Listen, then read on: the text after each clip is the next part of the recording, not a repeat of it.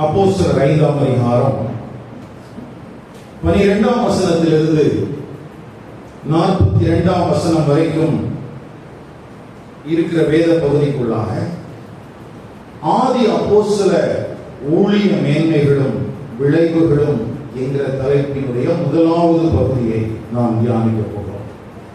அப்போஸ்தலர் 5ஆம் அதிகாரம் 12ஆம் வசனத்திலிருந்து 42ஆம் வசனம் வரைக்கும்.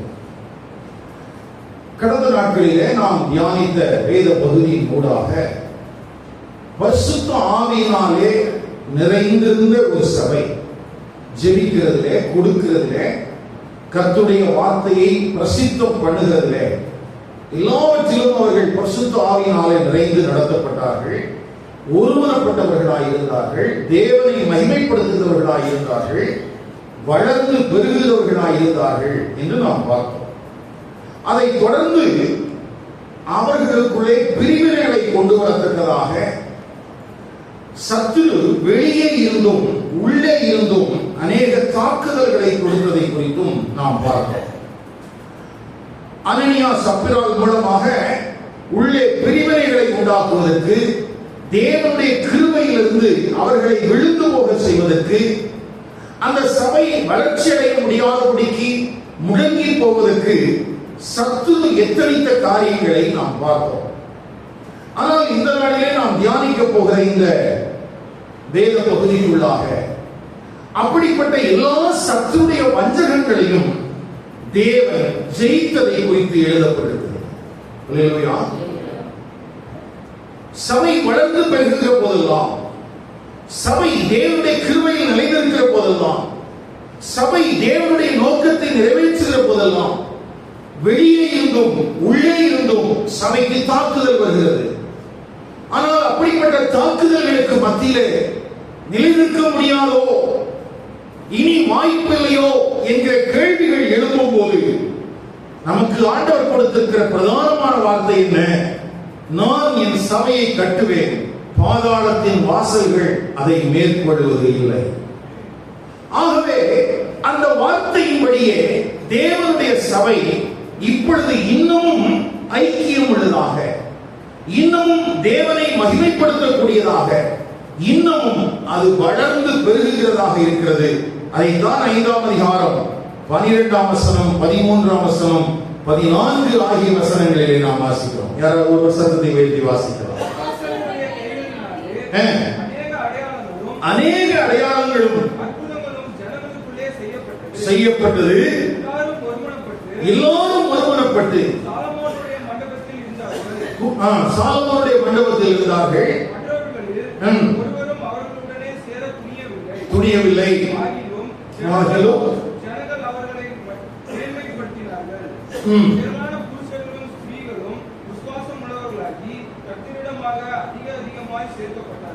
கவனிங்க. வெளியே இருந்த சனகரிப் சங்கத்தாருடைய பயமுறுத்தல்கள், அதை ஜெயிச்சுட்டாங்க. அடுத்தது உள்ளேயே பிரச்சனை, அதையும் ஜெயிச்சு சபை மேற்கொண்டு விட்டது. அப்போ இந்த கால நேரத்தில் நாம் கற்றுக்கொள்ள வேண்டிய மிக முக்கியமான ஒரு பாடம் என்னவென்றால், தேவனுடைய சித்தத்தை நிறைவேற்றுகிற பரிசுத்த ஆவியினால் நிறைந்து ஒருமனப்பட்டவர்களாக நாம் செயல்படுகிற போது உள்ளே இருந்தும் வெளியே இருந்தும் நமக்கு தாக்குதல்கள் வரலாம். ஆனால் அவைகளுக்கு மத்தியிலே ஜெயம் கொடுக்கிற ஒரு தேவன் நமக்கு இருக்கிறார் என்பதை நாம் மறந்து விடக்கூடாது. அடுத்ததாக இந்த வேத பகுதியிலே நாம் கற்றுக்கொள்ள வேண்டிய மிக முக்கியமான ஒரு பாடம், இந்த நாட்களிலே அநேக எழுப்புதல் வருகிறது என்றும், அற்புதங்களும் அடையாளங்களும் நடந்தேறுகிறது என்றும், ஒருவேளை அங்கே இருக்கிற கூட்டத்தை வைத்து அல்லது அங்கே நடத்துகிற அந்த ஊழியர்கள் அங்கே ஏற்பாடு செய்து வைத்திருக்கிற அலங்காரமான மேடை அமைப்புகளை வைத்து எழுப்புதல் வந்துவிட்டது, இங்கே அற்புதங்கள் நடக்கிறது, அதிசயங்கள் நடக்கிறது என்று தங்களை ஒரு அப்போஸ்தலர்களாக காண்பித்துக் கொள்கிறார்கள். ஒருவேளை இப்படிப்பட்ட கூட்டத்தை பார்க்கும் போது அநேக ஆரோக்கியமான உபதேசத்தை பின்பற்றுகிறவர்களுக்குள்ளே கொஞ்சம் சலசலப்பு வரத்தான் செய்கிறது. கவனிங்கள், கடந்த நாளில் கூட கூடார பண்டிகை என்கிற பெயரிலே நம்முடைய பட்டணத்திலும் அப்படிப்பட்ட காரியங்கள் நடந்தேறியது. அற்புதங்கள் நடக்கிறது, அதிசயங்கள் நடக்கிறது என்று இதை பார்க்கிற ஜனங்களுக்கு ஒரு தடுமாற்றம். ஐயோ, நான் போகிற சபை ஐக்கியத்துக்குள்ள ஒண்ணு நடக்கிறது இல்லையே, இங்க இப்படி எல்லாம் நடக்குதாமே, போய் பார்த்துட்டோம்.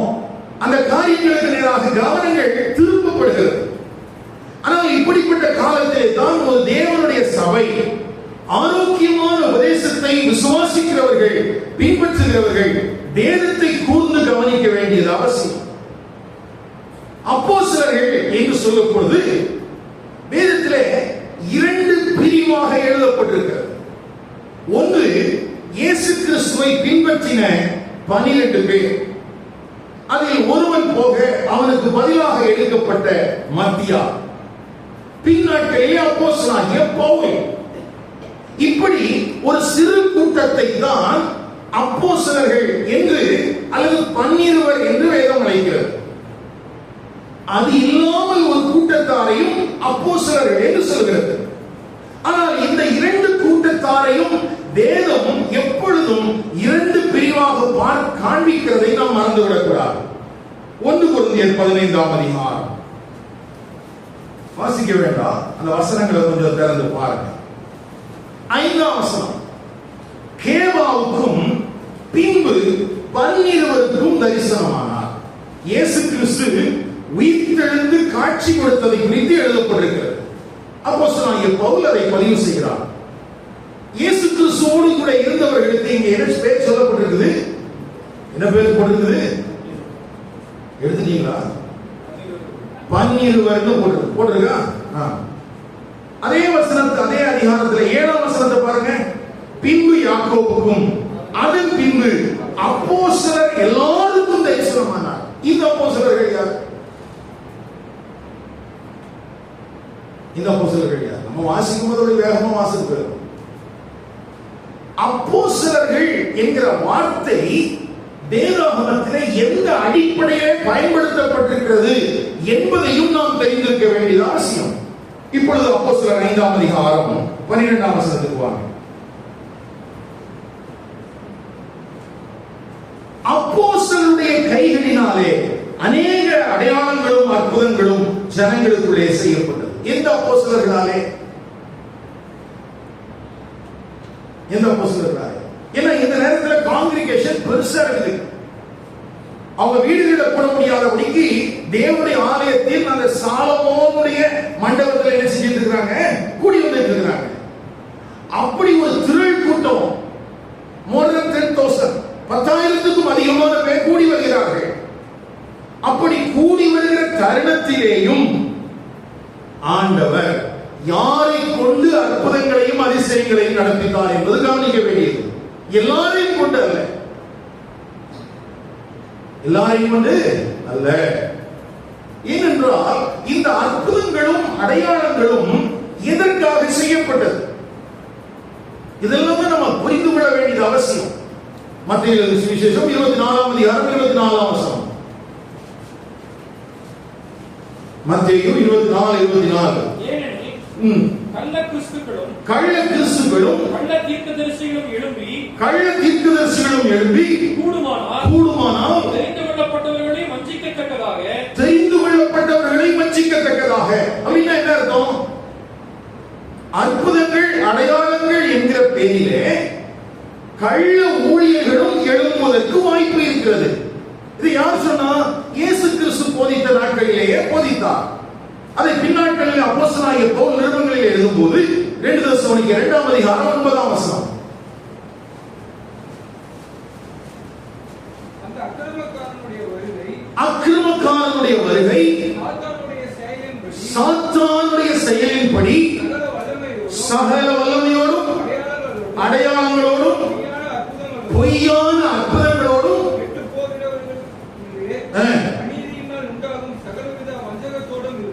சகலவிதமான வஞ்சகத்தோடும் இருக்கும். இந்த 2 வசனத்திலேயே எழுதப்பட்டிருக்கிற காரியங்கள் என்ன? அற்புதங்கள் அடையாளங்கள் என்று சொன்ன உடனேயே அது எல்லாம் தேவனிடத்திலிருந்து வந்தவைகள் என்று அர்த்தம் ஆகாது. கவனிங்க, அற்புதங்கள் அடையாளங்கள் என்று சொன்ன உடனேயே அந்த அற்புதங்களும் அடையாளங்களும் எல்லாமே தேவனிடத்திலிருந்து வந்தவைகள் என்றோ அது இயேசு கிறிஸ்துவின் நாமத்தினாலே செய்யப்படுகிறது என்றோ அர்த்தம் அல்ல. அப்போ அப்போஸ்தலர்கள் அற்புதங்களையும் அடையாளங்களையும் செய்ததற்கும் அக்கிரமக்காரனை தங்களுக்கு துணையாக கொண்டு அற்புதங்களையும் அடையாளங்களை செய்தவர்களுக்கும் வித்தியாசம் இருக்கிறதை தேவ ஜனங்கள் அறிந்திருக்க வேண்டும். ஏனென்றால் தெரிந்து கொள்ளப்பட்டவர்களையும் இந்த காரியத்தை சொல்லி சத்துரு என்ன செய்வானா? வஞ்சிப்பானா? அப்போ சத்துரு வஞ்சிக்க கூடிய ஒன்றாக இது இருக்கிறது என்றால் இதை குறித்து நீங்களும் நானும் சரியான ஒரு புரிதலோடு இருக்க வேண்டியது அவசியம். இப்ப இன்னைக்கு வசனத்தை கேட்கிறோம், நாளைக்கு திடீர்னு யாரோ போன் பண்ணி சொல்றாங்க நம்ம ஈரோட்ல ஒரு கூட்டம் நடக்குது, அற்புதங்கள் நடக்குது, முடவர்கள் சுலபமாகிறார்கள் அப்படின்னு உடனே நீங்க என்ன செஞ்சிடணும்? பைபிள் எடுத்து வச்சு பாட்டு புக் எடுத்து வச்சு போயிடணும். அப்படியா? என்ன செய்யணும்? அது யார் மூலமாக செய்யப்படுகிறது? அதனுடைய நோக்கம் என்ன? இங்கே அப்போஸ்தலர்கள் மூலமாக நடந்தேறிய அற்புதங்களுக்கும் அடையாளங்களுக்குமான காரணங்கள் என்ன? யோசிச்சு பாருங்க. தேவன் வல்லமை உள்ளவர் என்பதை நிரூபித்துக் கொண்டே இருக்க வேண்டுமா? உங்க வீட்டுல தாயாக தகப்பனாக இருக்கிற நீங்கள் உங்கள் பிள்ளைகளிடத்துல நான் தான் அப்பா, நான் தான் அம்மா அப்படிங்கறத நிரூபிக்கிறதுக்காக தினமும் ஏதாவது செஞ்சுட்டே இருப்பீங்களா? நான் சொல்றது புரியுதா உங்களுக்கு? உங்களுக்கு ஏதாவது சொல்லி கொடுத்துட்டே இருக்கணுமா? நான் தான் அப்பா, நான் தான் அப்பா அப்படின்னு சொல்லிட்டே இருக்கணுமா? பிறகு என்ன? இப்ப எதுக்காக ஆண்டவர் அற்புதங்களும் அதிசயங்களும் செய்யணும்? நம்ம ஆட்கள் சொல்ற காரணம் என்ன? அவர்தான் ஜீவனுள்ள தேவன் என்பதை, அவர்தான் ஜீவனுள்ள தேவன் என்பதை இந்த அகில சிருஷ்டிகளும் விளங்கப்படிக் கொண்டிருக்கிறது. ரோமர் 1ஆம் அதிகாரத்தில் என்ன வாசிக்கிறோம்? தேவனுடைய சிருஷ்டிப்புகள் எல்லாம் என்ன பண்ணிட்டு இருக்குது? அவருடைய மகிமையை வெளிப்படுத்தி கொண்டிருக்கிறது. சங்கீதம் 19:1 அதுதான் வாசிக்கிறோம். அதன் மூலமாக சுவிசேஷம் அறிவிக்க வேண்டியதற்கு அவசியம் இல்லாதபடிக்கு அவைகள் தேவனுடைய அந்த சுபாவத்தை வெளிப்படுத்துகிறதாம். அப்போ இந்த சிருஷ்டிப்பை பார்க்கும்போது இது தேவனால் படைக்கப்பட்டது என்று மாத்திரமல்ல, இந்த படைத்த தேவன் எப்படிப்பட்ட சுபாவம் உள்ளவர் என்பதையும் அந்த படைப்புகள் நமக்கு என்ன செஞ்சிட்டு இருக்குது? வெளிப்படுத்திட்டு இருக்குது. அப்படி இருக்கும்போது தேவனுடைய சபைக்குள்ளே திரும்பவும் திரும்பவும் அற்புதங்களினுடைய அவசியம் என்ன? அப்போ இத வித்தியாசப்படுத்தி பார்ப்பதற்கு நமக்கு தெரிந்திருக்க வேண்டும். அங்கே அப்போஸ்தலனாகிய லூக்கா 12ஆம் வசனத்தில் தெளிவாக இருக்கிறார். அப்போஸ்தலர்களாலே யாரால நடந்துச்சு? அப்போ 10,000க்கும் அதிகமான காங்கிரிகேஷன் இருக்கிறாங்க. அதுக்கு உள்ள பர்னபா போன்றவர்களும் இருக்கிறார்கள். தங்களுடைய எல்லா காரியங்களை விற்று அப்போஸ்தலருடைய பாதத்தில் வச்சவங்க இருக்கிறாங்க. ஆனாலும் ஆண்டவர் யாரை கொண்டுதான் அற்புதங்களும் அடையாளங்களும் செய்தாரா? ஏன் அப்ப செய்தார்? ஏன் மற்றவங்களை யூஸ் பண்ணல? நல்ல கவனிங்க. அந்த 12 அல்லது இயேசு கிறிஸ்துவினுடைய பிரதான சீஷர்கள் அப்போஸ்தலர்கள் என்று அழைக்கப்படுகிறவர்கள் யாராக இருக்க வேண்டும் என்றால், அவர்கள் மாம்சத்தில் வெளிப்பட்ட கிறிஸ்துவை தரிசித்தவர்களாக இருக்க வேண்டும். அதனுடைய கண்டிஷன் தெளிவா நமக்கு அப்போஸ்தலர் 1ஆம் அதிகாரத்தில் எழுதப்பட்டிருக்கிறது. 22வது வசனம், அவர் நம்மிடத்தில் சஞ்சரித்திருந்த காலங்களில் எல்லாம் எங்களுடனே கூட இருந்த மனுஷர்களில் ஒருவன், அவர் உயிரோடு எழுந்ததை குறித்து எங்களுடனே கூட சாட்சியாக ஏற்படுத்தப்பட வேண்டும். அப்போ ஃபர்ஸ்ட் கேட்டகரி அங்க நம்ம 1 கொரிந்தியர் 15ஆம் அதிகாரத்தில் முதல்ல பார்த்தோம் இல்லையா? 12 அப்படின்னு சொல்லக்கூடிய நபர்கள் யாராக இருந்தார்கள் என்றால், இயேசு கிறிஸ்துவோடு கூட இருந்து அவர் உயிர்த்தெழுந்ததை கண்ணார கண்ட சாட்சிகளான அப்போஸ்தலர்கள். இன்னும் வேற ஒரு கூட்ட அப்போஸ்தலர்கள் இருந்தாங்க. அது யாரு அப்படின்னு கேட்டீங்கன்னா, அறிவிக்கப்படாத சுவிசேஷத்தை கேட்டிராத ஜனங்களுக்கு மத்தியிலே சுவிசேஷத்தை கொண்டு போய் அவர்களுக்கு மத்தியிலே சபைகளை ஸ்தாபித்தவர்களையும் வேதம் அப்போஸ்தலர்கள் என்றுதான் சொல்கிறது. அவங்களே வேதம் எப்படிதான் சொல்லியிருக்குது? அப்போஸ்தலர்கள். இப்ப நம்ம மிஷனரின்னு சொல்றோம் இல்லையா? மிஷனரி அப்படிங்கிற வார்த்தைக்கு மிட்டோ என்கிற லத்தீன் பதத்திலிருந்து வந்தது. அதனுடைய கிரேக்க பதம் அப்போஸ்தல். அப்ப மிஷனரி அப்படின்னு சொல்லப்படுகிற அந்த வார்த்தையே அப்போஸ்தலர்கள் என்றுதான் அர்த்தம். ஆனா நம்ம என்ன பண்றோம், மிஷனரி அப்படின்னு சொல்லும் போது அது மதிப்பு குறைவானதாகவும், அப்போஸ்தலன் என்றும் போது நம்ம உடனே பேதுருவுக்கு இணையாக இவர்களை நினைக்கிறோம். அப்படி இல்லை. மிஷனரி என்கிற பதத்தை போன்ற ஒரு பதம் தான் அப்போஸ்தலர்கள் என்று பயன்படுத்தப்படுகிற பதமும். அது லத்தீன் வார்த்தை, இது கிரேக்க வார்த்தை. நம்ம பேச்சு மொழியில நடு சென்டர்னு சொல்லுவோம் இல்லையா? அப்படின்னா என்ன? ரெண்டு ஒண்ணுதான். ஒன்னு தமிழ், ஒன்னு இங்கிலீஷ். அதே மாதிரிதான் மிட்டோ என்பது லத்தீன் வார்த்தை, அப்போஸ்தல் என்பது கிரேக்க வார்த்தை. ரெண்டுடைய அர்த்தமும் என்னதுதான்? அனுப்பப்பட்டவன் என்ற அர்த்தம். என்ன அர்த்தம்? அனுப்பப்பட்டவன் என்ற அர்த்தம். அப்போ அந்த இயேசு கிறிஸ்துவை பின்பற்றின அந்த பிரதான சீஷர்கள் அவர்களுடைய கேட்டகரி வேற.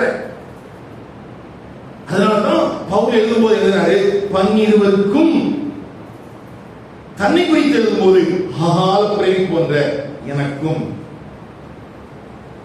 அப்போ இந்த அப்போஸ்தலர்கள் அப்படின்னு சொல்லும்போது அறிவிக்கப்படாத பகுதிகளுக்கு சுவிசேஷத்தை கொண்டு போகிற எல்லாரும் யாருதான். ஆனா பெரிய ஆச்சரியம் தெரியுமா, நம்ம ஊர்ல இப்படி மிஷனரியா போகிறவர்களை யாரும் அப்ப அற்புதம் செய்கிறவர்களாக பார்ப்பதில்லை. அவங்க பரிதாபத்துக்குரியவர்களாக தான் பார்ப்போம். மிஷனரி வந்திருக்கிறார்கள் நமக்கு என்ன தோணும்? அதை காணிக்கை கேட்பாங்க, பர்செல்லாம் எடுத்து உள்ள வச்சு. அப்போஸ்தலனா பர்செல்லாம் எடுத்து வெளியே வச்சுக்கணும், அற்புதம் செய்வார். அவர் ஜோம் பண்றாருன்னா பணம் பாக்கெட்ல வந்துடும், பக்கத்துல கை பிடிச்சிருவோம். அவ்வளவுதான் சொல்றேன். அப்போ அப்போஸ்தலன் என்கிற வார்த்தையினுடைய தீவிரத்தை நாம் உணராமல் இருக்கிறதுனால தான் அந்த பேரை சொல்லி அநேகர் ஏமாத்திட்டு இருக்காங்க. இன்னும் சொல்ல போனா, இப்போ இங்கிருந்து நீங்கள் அறிவிக்கப்படாத பகுதிகளுக்கு புறப்பட்டு போனால் நீங்களும் யார்தான்? அப்போஸ்தலன். இங்க உட்கார்ந்து இருக்கும் சொல்லக்கூடாது,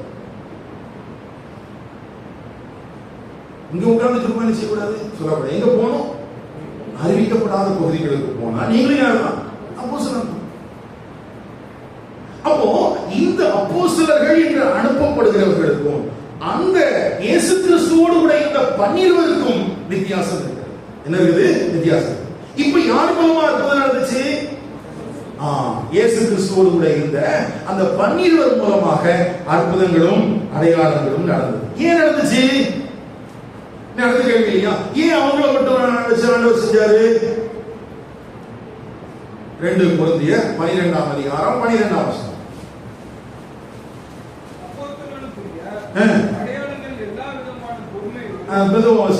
கொஞ்சம் மெதுவாசிங்க, சத்தமாசிங்க, மெதுவாசிங்க.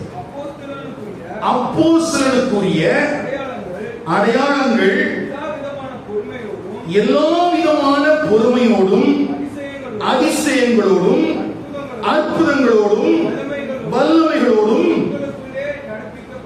ஆமா, இங்க அப்போஸ்தலனாகிய பவுல் அப்போஸ்தலனுக்குரிய அடையாளத்தை குறித்து சொல்லும்போது சொல்றாரு, அவர்கள் பிரசங்கித்த கர்த்தருடைய வசனம் தேவனுடையதுதான் என்று ஜனங்கள் அறிந்து கொள்ளத்தக்கதாக அது அற்புதங்களோடும் அடையாளங்களோடும் ஜனங்களுக்கு முன்பதாக என்ன செய்யப்பட்டது? நிரூபிக்கப்பட்டது. அப்போ பிரதான கட்டளையை பின்பற்றின அல்லது அதை சுமந்து சென்ற அந்த 12 மூலமாக அற்புதங்களும் அடையாளங்களும் நடந்தேறியது. அது எதற்காக என்றால், கர்த்தர் இவர்கள் பிரசங்கிக்கிற சுவிசேஷத்தை, வசனத்தை அங்கீகரித்திருக்கிறார் என்பதற்கு அடையாளம். ஏன்னா இன்னைக்கு நம்ம கையில இருக்கிறது மாதிரியான புதிய ஏற்பாட்டு புஸ்தகம் ஆதி நாட்கள்ல என்ன இல்ல, அவங்க கையில இல்ல.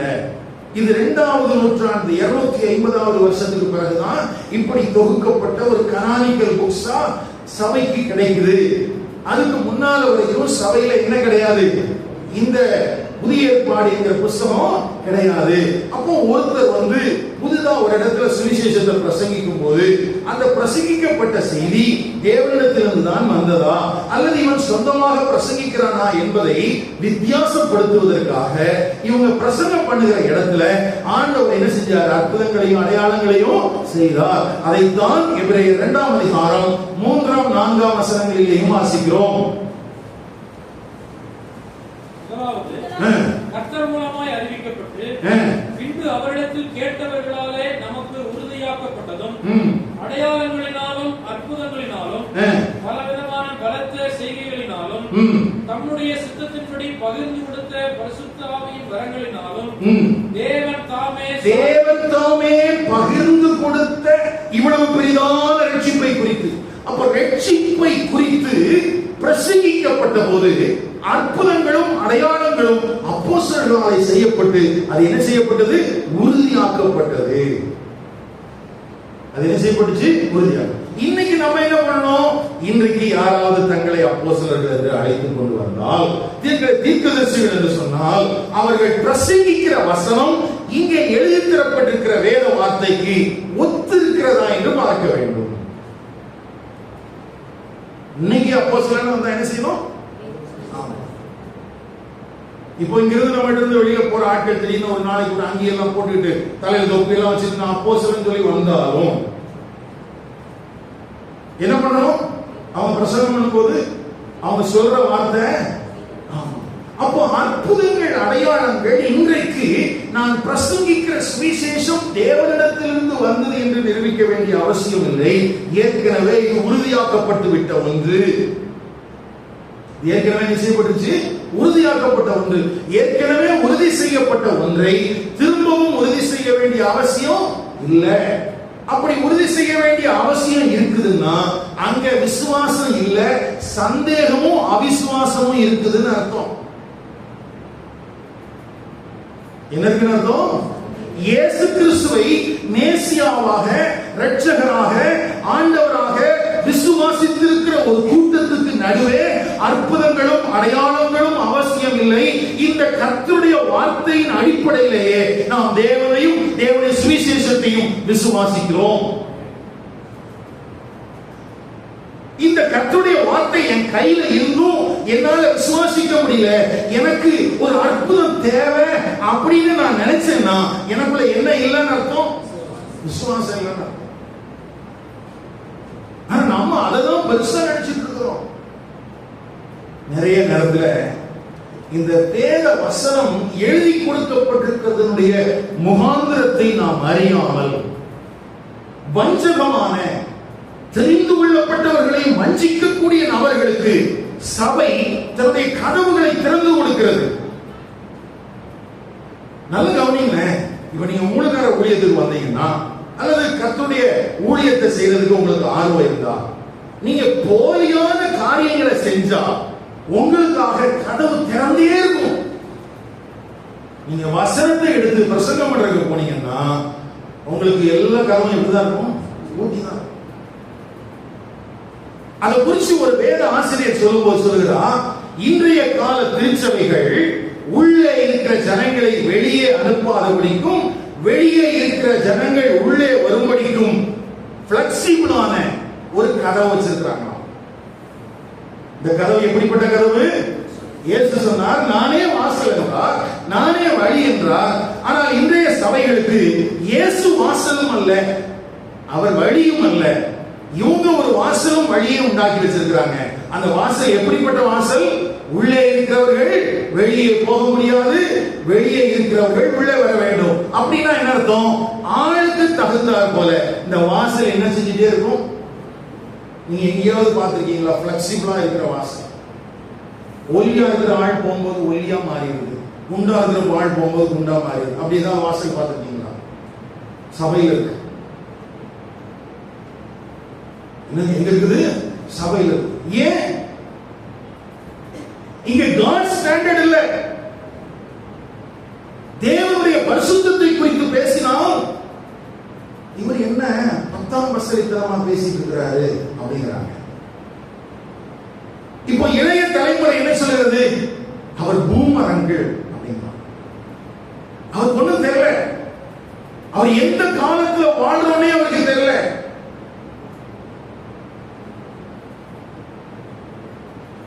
தேவனுடைய நீதி பிரசங்கிக்கப்பட்டால், பரிசுத்தமாக இருக்க வேண்டும் என்கிற காரியங்கள் போதிக்கப்பட்டால் ஜனங்களால் ஏற்றுக்கொள்ள முடிகிறது இல்லை. உடனே அதுக்கு ஒரு முத்திரை குத்திடுவான். அது வேற ஆள். யாரு? உண்மைதான், அவன் சொல்றது சரிதான், வேற ஆள் தான். அவங்க இருக்கிறது வேற ஆளு, அவங்க அக்கிரமக்காரன் இருக்கிறான், அதனால இது வேற ஆள் தானே. நல்ல கவனிங்க. இந்த அப்போஸ்தலர் நடவடிக்கைகள் புத்தகத்தை எழுந்தது லூக்கா, ஒரு வைத்தியன் இல்லையா? வைத்தியனாகிய ஒரு லூக்கா அப்போஸ்தலர் நடவடிக்கைகள்ல நடந்த அற்புதங்களை குறித்து பதிவு செய்திருக்கிறார். ஒருவேளை ஒரு மீன் பிடிக்கிற ஒரு மனிதன் எழுதியிருந்தான்னா கேள்வி கேட்கறதுக்கு நிறைய வாய்ப்பு இருக்குது. ஆனா ஆண்டவர் ஏன் டாக்டரை ஒரு வைத்தியனை பயன்படுத்தினார்னா, சந்தேகத்துக்கு இடமில்லாமல் அது நிரூபணமாக வேண்டும் என்று. ஏனென்றால் அந்த வசனத்தை அவன் எழுதும் போது என்ன காரணம் சொல்றார் பாருங்க. லூக்கா எழுதின சுவிசேஷம் 1ஆம் அதிகாரம்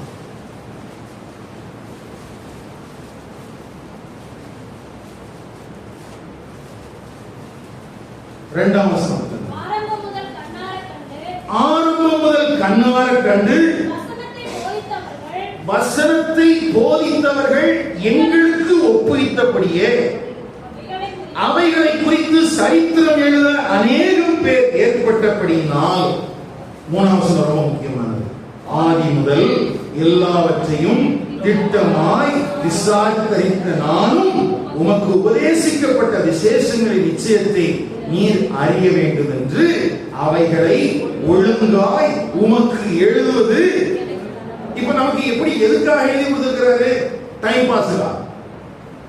நிறைய பேர் எழுதுனாங்க, ஆனா நான் உனக்கு எழுதுறது தெளிவானதா இருக்கணும், நம்பக்கூடியவைகளா இருக்கணுங்கிறதுனால திட்டமா விசாரிச்சு பார்த்துதான் உனக்கு என்ன செஞ்சிருக்கிறேன், எழுதியிருக்கிறேன். அப்ப அப்போஸ்தலர் நடவடிக்கைகளை, லூக்கா புத்தகத்தையும் அப்போஸ்தலர் நடவடிக்கைகள் புத்தகத்தையும் வாசிக்கும் போது இதை மறந்துடக்கூடாது. லூக்கா என்கிற வைத்தியம் எந்த அடிப்படையில் அற்புதங்களை நடந்துச்சுன்னு சொல்லி எதை செறிவழி செய்தி அல்ல. இன்னும் சொல்ல போனா அந்த வேத பகுதிக்கு வாங்க. அப்போஸ்தலர் 5ஆம் அதிகாரத்துல 16ஆம் வசனம், சுற்று பட்டணங்களில் இருந்து திரளான ஜனங்கள் பீனியாளிகளையும் அசுத்த ஆவிகளால் பாதிக்கப்பட்டவர்களையும் எருசலேமுக்கு கொண்டு வந்தார்கள். பிரித்து எழுதுகிறான். யாரு? சரீரத்தில் நோய்வாய்ப்பட்டிருந்தவர்கள். அடுத்தது பிசாசினுடைய பிடியினாலே பாதிக்கப்பட்டவர்கள் 2 பேரும் கொண்டு வரப்பட்டார்கள். அவர்கள் என்ன செய்யப்பட்டாங்க? குணமாக்கப்பட்டாங்க. அப்போ நமக்கு எழுதி தரப்பட்டிருக்கிற வேத வசனம் என்பது ஏதோ நமக்கு ஒரு பக்திக்கு அடுத்த ஒரு காரியம் என்பது போல மாத்திரம் நாம் போய்விடாதபடிக்கு இதை குறித்த ஒரு சரியான புரிதலோடு நாம் இதை தியானிக்க வேண்டும், இதை விசுவாசிக்க வேண்டும். அல்லேலூயா. அப்போ அப்போஸ்தலர்கள் சொல்லும் போது 2 விதமான கேட்டகரி இருக்கிறத சொன்னேன். இப்ப அப்போஸ்தலர்கள் அந்த 12 மூலமாகவும் ஆண்டவர் செய்த அற்புதத்துக்கான காரணம் என்ன அப்படின்னா, அவர்கள் பிரசங்கித்த சுவிசேஷம். இப்ப இன்னைக்கு நம்ம பிரசங்கிக்கிற சுவிசேஷம் சரியானது என்றால், பரிசுத்த ஆவியானவர் அந்த மனிதனுக்குள்ளே பாவ உணர்வை கொடுத்து அவனை மனம் திரும்புவதற்கு நேராகவும் மறுபிறப்பின் அனுபவத்துக்கு நேராகவும் நடத்துவார். நீங்கள் நானும் சுவிசேஷத்தை சொல்லும் போது அந்த சுவிசேஷம் சரியானது என்றால் அதுக்கு பின்னால யார் வேலை செய்வார்? பரிசுத்த ஆவியானவர் தம்முடைய இறையாண்மையின்படி அவனை மறுபடியும் பிறக்க செய்வார், அவனை மனம் திரும்ப வைப்பார், பாவத்தை குறித்த உணர்வடைய செய்வார். அப்ப அதுதான் இன்றைய காலகட்டத்துக்கு தேவை. இப்ப உங்களுக்கு முன்னால நீங்க பிரசங்கிக்கிற, நான் பிரசங்கிக்கிற கர்த்தருடைய வசனங்கள் சத்தியமானது என்றால், எனக்குள்ளே வாசம் பண்ணுகிறவரும் என்னை நிரப்பி நடத்துகிறவரும் நமக்குள்ளே வாசம் பண்ணுகிறவரும் ஆகிய தேவன் நம்மை மனம் திரும்புவதற்கு நேராகவும் இன்னமும் தேவ நீதியுடையவர்களாகவும் பரிசுத்தத்துக்கு நேராகவும் நம்மை நடத்துவார். இது யார் செய்கிறார்? பிரசங்கிக்கப்படுகிற வார்த்தை சத்தியம் உள்ளதாகையால். அப்ப இங்க என்னது தேவையில்ல? அற்புதங்களும் அடையாளங்களும் தேவையில்லை. இங்க யார் சாட்சி? பரிசுத்த ஆவியானவரே சாட்சி. அவர் நமக்குள்ளே நடப்பிக்கிற கிரியைகளே சாட்சி. நமக்குள்ள கிரியைகள் நடப்பிக்கிறாரா? நடப்பிக்கிறார். நம்ம அதை கை கொள்கிறோமா இல்லையாங்கிறது பிறகு. ஆனா பரிசுத்த ஆவியானவர் நமக்குள்ள உணர்த்துகிறார். ஆனா ரட்சிப்பு நிறைவேறுவதற்கு பிரயாசப்பட வேண்டிய நாம் பரிசுத்த ஆவியானவரை துக்கப்படுத்துகிறோம், பரிசுத்த ஆவியானவரை அழித்துக் கொள்கிறோம். ஆகவே இதை குறித்த ஒரு புரிதல் நமக்கு தேவை. இந்த கடைசி நாட்களிலே வஞ்சிக்கிற இப்படிப்பட்ட கள்ள அப்போஸ்தலர்கள், கள்ள தீர்க்கதரிசிகள் எல்லா இடத்திலும் எழுப்புவாங்க. தெரிந்து கொள்ளப்பட்டவர்களை வஞ்சிக்கத்தக்கதாக உங்களை தேடி வரலாம். இந்த அழைப்புகள் வெளிப்பாய் இருக்கும்படி, கவனமாய் இருக்கும்படி கேட்கிறேன். திருமண வசனத்தை வாசிங்க. மத்தேயு 24:24. அதுல இயேசு கிறிஸ்து என்ன எச்சரிக்கை சொல்லியிருக்காருன்னு பாருங்க.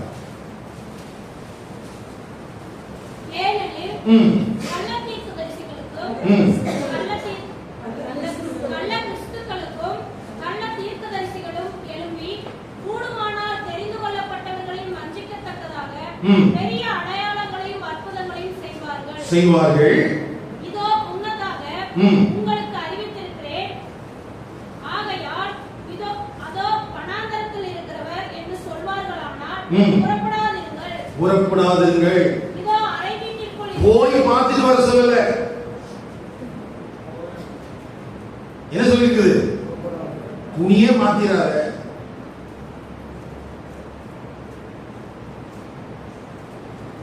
அந்த மண்டபத்தில் வச்சிருக்கான், இந்த மண்டபத்தில் வச்சிருக்கான், சிஎஸ்ஐ கிரவுண்ட்ல வச்சிருக்கான் அப்படின்னு சொல்லி துணி மாத்திட்டு கிளம்பிடாத. அப்போ நம்ம இது எதுக்காக ஆண்டவர் எழுதி வச்சிருப்பான்னு நினைக்கிறீங்க? சும்மா அவருக்கு டைம் பாஸ்க்காக பிரசங்கம் பண்ணியிருக்காரு. வேற வேலை இல்லையா? அவர் வந்தது இதுதான், அதனால பிரசங்கம் பண்ணியிருக்கிறாரு. அப்படியா? யாருக்காக எழுதி வச்சிருக்கிறாரு? நமக்காக. நம்ம என்ன பண்றோம்? எதுக்கும் ஒரு இடத்தை போய் பார்த்துட்டு வந்துடும். ஒருவேளை இருக்கிறீங்களா?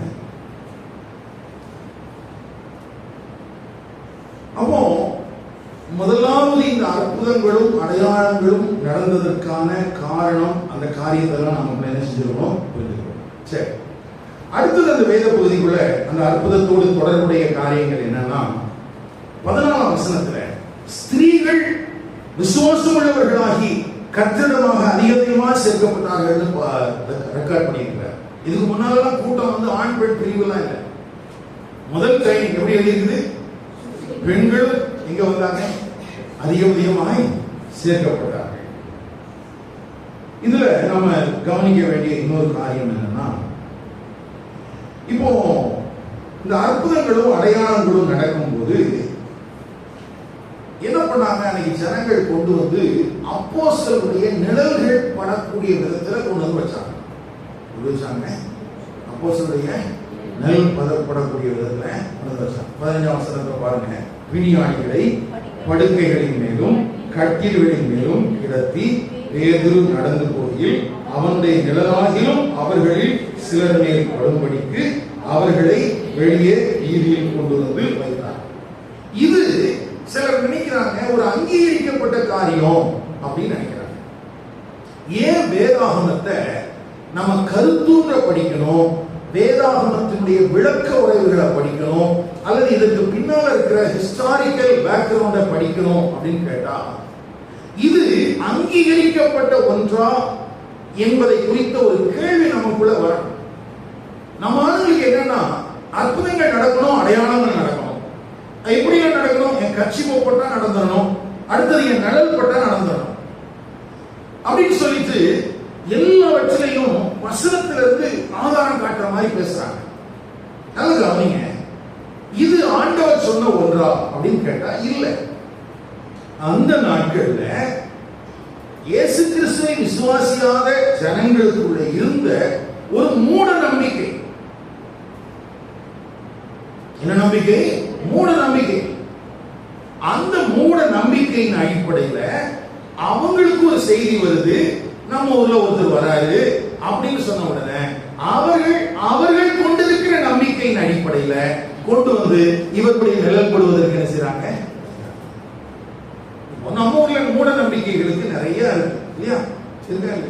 இப்ப புதுசா சர்ச்சுக்குள்ள வேற மதத்துல இருந்து வர்றாங்கன்னு வச்சுக்கோங்க, அவங்களுக்கு பிப்ளிக்கல் காரியங்கள் தெரியாது. அவங்க என்ன பண்ணுவாங்க? அவங்க அறிந்திருக்கிற அல்லது அவர்கள் நம்புகிற காரியங்களின் அடிப்படையில தான் ஒரு ஜெபம் பண்ணுங்கன்னு சொல்றீங்க. அவங்க என்ன ஜெபம் பண்ணுவாங்க? என்ன ஜெபம் பண்ணுவாங்க?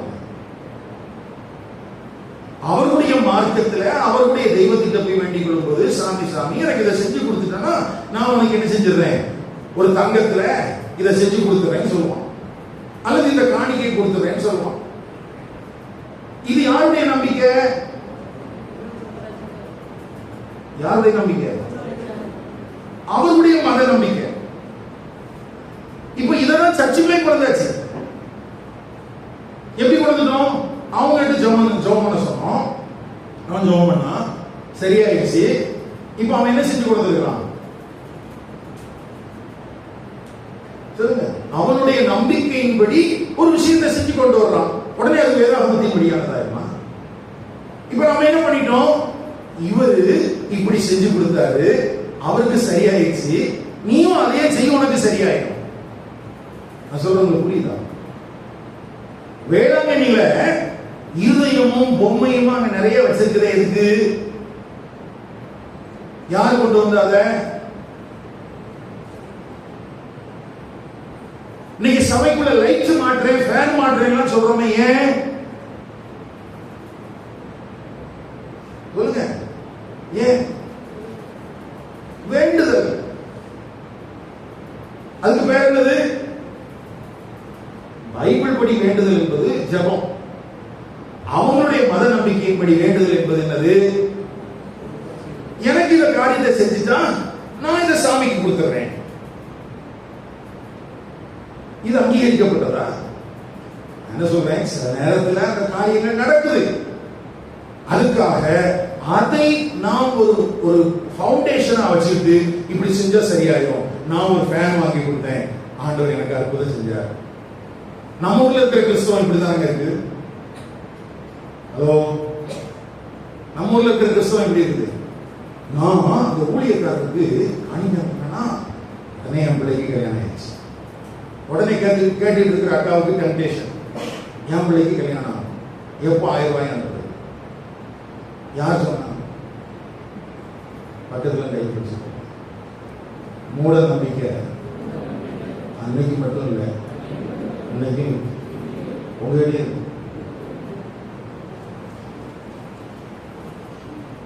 இப்போ பாஸ்டருக்கு என்ன தோணுது? லைட் தேவை இருக்குது, ஃபேன் தேவை இருக்குது, சரி வாங்கி போடுப்போம். வாங்கிட்டு வந்தது வேண்டாம் தோணும். இப்ப நம்ம ஆட்கள் என்ன புரிஞ்சுக்கிட்டாங்கன்னா, ஃபேன் வாங்கி கொடுத்தா ஆண்டவர் அர்த்தம் சொல்லுவாரு. நீங்க சபைகள் இப்படிதான் போயிட்டு இருக்குது. அப்போ இங்க அன்னைக்கு இருந்த ஜனங்களுக்குள்ள அவங்க புனிதர்கள் என்று நம்புகிற நபர்கள் அவருடைய நிழல் பட்டுச்சுன்னா என்ன செய்யணும்? இந்த மூட நம்பிக்கை நிறைய இருக்குதுங்க. நீங்க ஊழியக்காரனை தொடணும்னு நினைக்கிறாங்க, இருக்கு. அது எங்க இருந்து வந்துச்சு? உடனே நம்ம மாற்றணும். இயேசு கிறிஸ்து வசனத்தின் உடனே நிறைய பேர் சொன்னாங்க. கூட்டத்தில் நெருக்கத்தில் பஸ்ல சிக்கிற மாதிரி அவர் இருந்தார். தொடுதல் அல்ல, தொடுவதற்கு முன்னே அவளுக்குள்ள இருந்த விசுவாசம். அப்படின்னா அவளை காட்டிலும் நெருக்கி அடிச்சுட்டு இயேசுவோட ஒட்டிட்டு இருந்தாங்க நிறைய பேர். ஆனா நீ நம்ம தொடரணும்னு நினைக்கிறோம், ஏதாவது தலையில கை வச்சுட்டாங்கன்னா பரவாயில்ல அப்படிலாம் தோணுது. ஏன்? நம்ம ஊர்ல இருக்கிற மதத்துல அவங்களுடைய நம்பிக்கையின்படி சாமியார் தலையில கை வச்சா ஆசீர்வாதம். அதனால ஊழியக்காரன் வந்திருக்கிறான், அவன் தலையில என்ன செஞ்சிருவான்? இப்போ அங்கேயும் அவர் சாமியார், இங்கேயும் அவர் யாரு? சாமியார். சீக்கிரம் சில நேரத்தில் நம்ம கொண்டிருக்கிற நம்பிக்கைகள் எல்லாம் மற்ற மதத்திலிருந்தும் நாம் மூட நம்பிக்கைகளாக கொண்டிருக்கிற காரியங்கள் தானே தவிர வேதத்தின்படியானது அல்ல. அதனாலதான் வேதத்தின்படியான காரியத்தை போதிக்கும் போது நமக்கு எல்லாம் விகற்பமா இருக்குது. நல்ல கவனம் புரிஞ்சுக்கங்க. இப்ப நீங்க புதுசா சர்ச்சுக்குள்ள வர்றீங்க, உங்களுக்கு எது தெரியாது, சபையுடைய நடவடிக்கைகள் தெரியாது, நேரம் தெரியாது. அப்ப நம்முடைய ஜெபம், நம்முடைய செயல்பாடுகள் எல்லாம் எந்த அடிப்படையில தான் இருக்குது? நமக்கு தெரிஞ்சிருக்கிறதன் அடிப்படையில. இப்ப நம்ம என்ன பண்ணணும்? உள்ள வந்துட்டோம், பரவாயில்ல. ஆரம்பத்துல வேண்டுதல் செஞ்சீங்களா? நல்லவேளை மொட்டை அடிக்கல, அது வரைக்கும் சந்தோஷம். உள்ள வந்தாச்சு, இப்ப வசனத்தை தெரிஞ்சிச்சு. இப்ப என்ன பண்ணிடணும்? என்ன பண்ணணும்? பழைய மூட நம்பிக்கைகள் எல்லாம் செஞ்சிடணும், விட்டுறணும். திரும்பவும் மூட நம்பிக்கையை வச்சிருக்க கூடாது. நமக்கு பிரச்சனை அதுதான். இல்ல, ஏற்கனவே நான் சர்ச்சுக்கு போகும்போது தான் ஃபேன் வாங்கி கொடுத்தேன், கர்த்தர் எனக்கு இப்படி செஞ்சாரு அப்படின்னு சொல்லிட்டு நீ 40 வருஷம் ஆன பிறகு ஃபேன் வாங்கி கொடுக்கறதே புரியாது. புரோஜனமே இல்லை. அப்போ அன்றைக்கு இருந்த ஜனங்கள் சிலர் அங்க என்ன செஞ்சாங்க? வீதியில வச்சாங்க அப்போஸ்தலருடைய. ஆனா பாருங்க, கர்த்தர் அவர்களுக்கும் சுகத்தை கொடுத்தார். அவர்களுக்கும் என்ன செய்தாரு? சுகத்தை கொடுத்தார். அப்ப சில நேரத்தில் நம்ம மூட நம்பிக்கையாக சில நேரத்தில் செய்யும் போது, துவக்க காலத்தில் இருக்கிற ஜனங்கள் செய்யும் போது, ஆண்டவர் அங்க போய் நீதி நியாயம் எல்லாம் பார்த்துட்டு இருக்கிறது இல்ல. சரி, விசுவாசத்தின் அடிப்படையில் ஏதாவது ஒரு விதத்துல அவன் தேவன் பட்சமாக வந்துவிட மாட்டானா என்கிறதின் அடிப்படையில நீங்க அனுப்புற 100 ரூபாய்க்காக உங்களுக்கு ஒரு வேலை கிடைச்சிக்கலாம். நீங்க ஒரு செய்த நற்கிரியைகள் நிமித்தம் உங்களுக்கு ஒரு நன்மையான காரியங்கள் என்ன செஞ்சிருக்கலாம்? கிடைச்சிருக்கலாம். ஆனா அது தேவனை அறிவதற்கு தான் பயன்பட்டிருக்க வேண்டியது அல்லாமல் அது எதுக்கு மேலே பதிஞ்சிடக்கூடாது. மூட நம்பிக்கை ஆண்டவர் அங்கீகரிச்சுட்டாரு அப்படின்னு நினைச்சிடக்கூடாது. சொல்ல புரியுதா? இத நேரம் எடுக்கிறதுக்கு காரணம் நாம் செய்யக்கூடிய மூட நம்பிக்கைகளை கர்த்தர் அங்கீகரித்து விட்டார் என்று நாம் நினைத்து விடக்கூடாது. ஏன்னா ஆண்டவரை பொறுத்த வரைக்கும் எப்படியாகிலும் மனம் திரும்ப வேண்டும். ஏன் அவர் பொறுமையுள்ளவராக இருக்கிறார்? பேதுரு அப்போஸ்தலன் பின்னால ஏன் அறிகிறான்? ஐயா, வஞ்சகமான ஊழியர்கள் எழும்புறாங்க, தீர்க்கதரிசனங்கள் எழும்புகிறது, போலியான அற்புதங்கள் அடையாளங்கள் செய்யப்படுகிறது, ஆரோக்கியமான வசனத்தை பின்பற்றுகிற ஜனங்கள் எழுதி போகிறார்கள். ஏன் ஆண்டவர் வருவதற்கு தாகமாக இருக்கிறார்? அது தெரியாமல்ல எல்லாரும் நிச்சயமா. அப்ப நம்ம சில நேரத்துல மூட நம்பிக்கையின் அடிப்படையில வேதத்துக்கும் முரண்பாடா இருக்கிற காரியங்களா இருந்தாலும் துவக்க காலத்துல கர்த்தர் சில நேரத்தில் அதை பார்க்கறது. சரி போ, நம்ம என்ன பண்றோம்னா அதே காலத்துக்கு என்ன செஞ்சிடறோம்? யோசிச்சு பாருங்களேன். இப்ப சுகம் அடைந்தவர்கள் அடுத்த முறை அப்போஸ்தலன் வரும்போது படுக்கையில படுத்துக்கிட்டாங்கன்னா என்ன வரும்? முதல் முறை படுத்துக்கிட்டு இருந்தாங்க இல்லையா? நான் அடுத்து காய்ச்சல் வரும்போதெல்லாம் படுத்தானே என்ன பண்றது?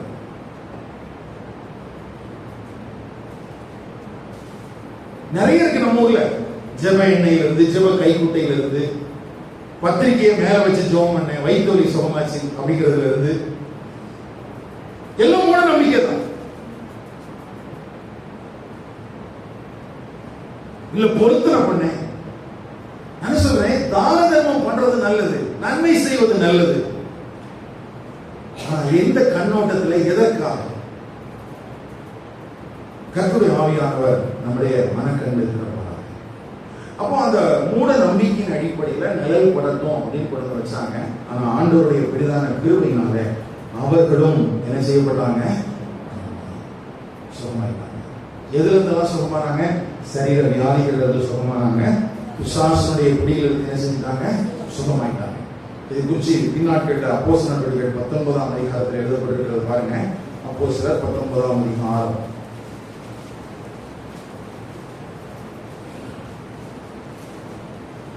11ஆம் வசனம் 12ஆம் வசனம்.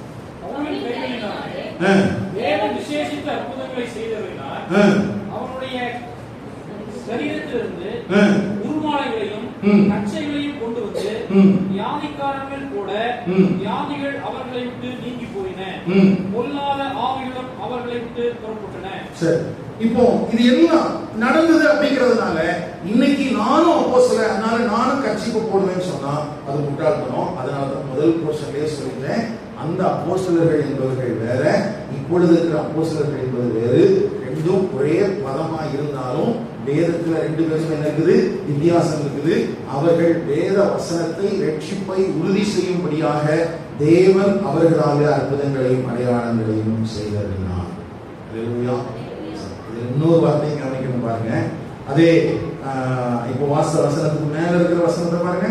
2 வருஷ காலம் இப்படி நடந்ததினாலே ஆசியாவில் குடியிருந்த யூதரும் ஆகிய எல்லாரும் இயேசுவின் வசனத்தை கேட்டார்கள். என்னதை கேட்டாங்க? அற்புதத்தை மட்டும் கேட்டுட்டு போயிடல. அவங்க என்ன பண்ணாங்க? எவ்வளவு நாள் கேட்டாங்க? நம்ம ஊர்ல அற்புதம் முடிஞ்சிச்சுன்னா பிறகு ஏன்கிட்ட வா அப்படின்னு கூட்டு போயிடலாம். எதுக்கு? நீ சம்பாதிச்சு எனக்கு காணிக்க கூடிய, அதுக்காக தான் உனக்கு ஆண்டவர் சுகம் கொடுத்தார். இருக்குங்களா? ஐயா, என்னை கிறிஸ்துவம் எதை நம்பிக்கொண்டிருக்கிறது? அற்புதம் நடந்தா கூட உடனே என்ன செஞ்சிடறாங்க? ஆண்டவர் உனக்கு சுகத்தை கொடுத்து நீ என்னாலதான் படைச்சிருக்கிற, அதனால நீ காலத்துக்கு யாருக்கு அடிமை இல்லை. இவ்வளவு நாள் நீ வட்டிக்காரனுக்கு அடிமையா இருந்த, இனிமேல் யாருக்கு அடிமை? நீ எனக்கு அடிமை. நல்ல கவனிங்க.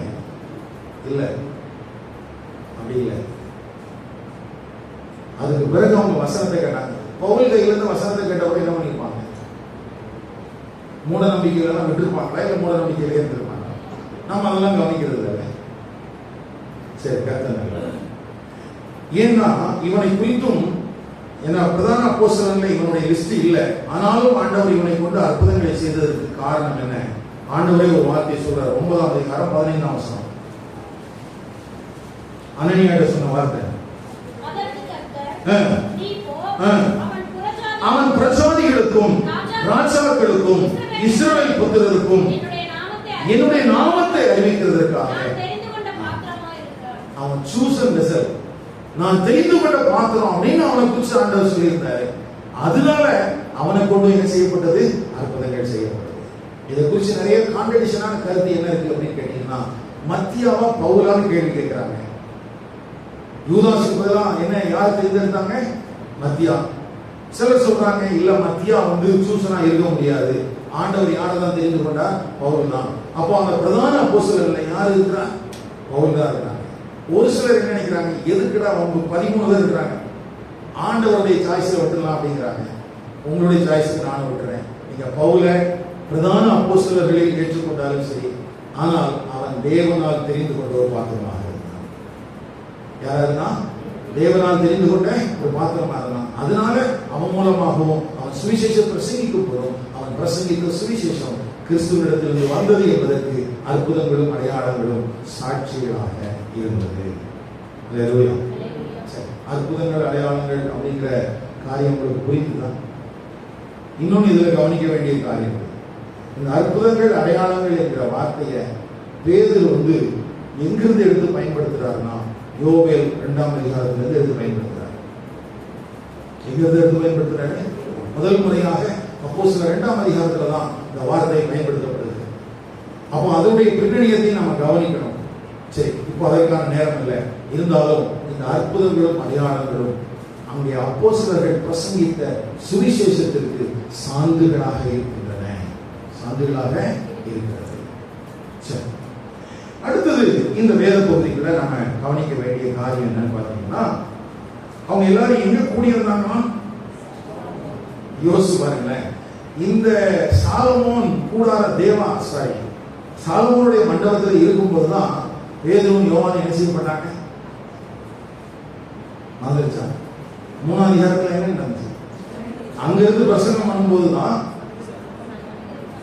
சனகரிம் சங்கத்தார் என்ன பண்ணாங்க? அரெஸ்ட் பண்ணிட்டு போனாங்க. இப்ப இவங்க எங்க கூடி வர்றாங்க? சபையாக. அந்த சனகரிம் சங்கத்தார் என்ன சொல்லிவிட்டாங்க? இப்போ பயமுறுத்தி விட்டாங்க. ஆனா இவங்க எங்க கூடி வர்றாங்க? இப்போ புரியுதா? என்ன புரியுது? பயப்பட்டு ஓடல, எந்த இடத்துல இல்ல, அவருடைய தேவனுடைய ஆலயத்துக்குள்ள அதுல இருக்கிற போர்ட்டிகோல தான் இவங்க போய் என்ன செஞ்சிட்டு இருக்காங்க? ஆராதிச்சிட்டு இருக்காங்க. 12ஆம் வசனம், அப்போஸ்தலருடைய கைகளினாலே அநேக அடையாளங்களும் அற்புதங்களும் ஜனங்களுக்குள்ளே செய்யப்பட்டது. எல்லாரும் ஒருமனப்பட்டு சாலமோனுடைய மண்டபத்தில் இருந்தார்கள். காரணம் தெரியுமா? அடுத்த வசனம் இருக்கு, மற்றவர்களில் ஒருவரும் அவர்களுடனே சேர. ஒரு பரிசுத்த பயம் இந்த கூட்டத்தாரை பார்த்து இருந்தது. அதே இடத்துல இதுக்கு முன்னால பிரசங்கம் பண்ணும்போது பயமுறுத்துறதுக்கெல்லாம் வந்தாங்க, அரெஸ்ட் பண்றதுக்கெல்லாம் வந்தாங்க. இப்போ அதே கூட்டம், அதே ஜனங்கள் அதே இடத்துல வந்து நிற்கிறாங்க. இப்போ யாரும் வரல. காரணம் என்ன? அனனியா சப்பீராவுக்கு ஆண்டவர் செய்த நீதியின் அடிப்படையில் அந்த செய்தி சபையை குறித்து என்ன வந்துருச்சு? பயம் வந்துருச்சு. ஆனால் ஆகிலும் ஜனங்கள் அவர்களை என்ன செஞ்சாங்க? மேன்மைப்படுத்தினார்கள். என்ன மேன்மைப்படுத்தினார்கள்? ஆமா, ஜனங்கள் தேடி வந்தாங்க. ஜனங்கள் என்ன செஞ்சாங்க? தேடி வந்தாங்க. திரளான புருஷர்களும் ஸ்திரீகளும் விசுவாசம் உள்ளவர்களாகி கர்த்தரிடத்தில் அதிகமாய் சேர்க்கப்பட்டார். சரி, இப்போ உங்கள்கிட்ட ஒரு கேள்வி. அற்புதங்கள் அடையாளங்கள் நடந்ததுனால ஜனங்கள் அதிகமாய் கூட்டி சேர்க்கப்பட்டார்களா, அல்லது அந்த சபைக்குள்ள பரிசுத்த பயம் உண்டாகி பரிசுத்தம் உள்ள தேவன் இருந்ததுனால அங்கே ஜனங்கள் கூட்டி சேர்க்கப்பட்டார்களா? உடனே பதில் சொல்லுவாங்க. வசனத்தை பார்த்து சொல்லுங்க. படிங்க, 3 வசனத்தையும் மனசுக்குள்ளே படிச்சு பாருங்க. 12, 13, 14 பார்க்கலாம். உங்களுடைய புரிந்து கொள்ளுதல் எப்படி இருக்கணும்?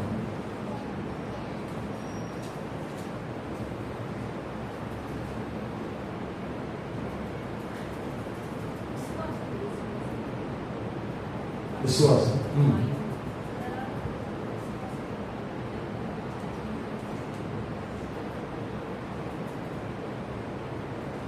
அற்புதம் அடையாளம் நடந்ததுனால ஜனங்கள் எல்லாரும் வந்து சேர்ந்தாங்களா, அல்லது வேற காரணம்?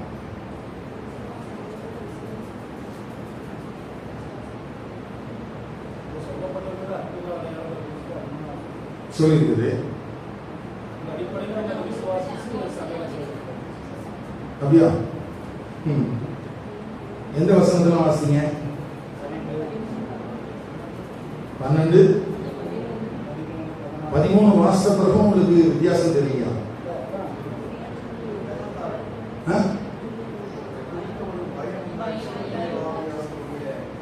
அதாவது ஒரு பக்கத்தில் அற்புதங்களும் அடையாளங்களும் நடந்தது, ஆனா அதே நேரத்தில் துணிந்து எல்லாரும் வந்து சேர்றதுக்கும் வரல. அற்புதம் நடக்குதுன்னு உடனே ஒரு கூட்டம் ஓடி வரல. எந்த அடிப்படையில் தான் வந்தாங்க?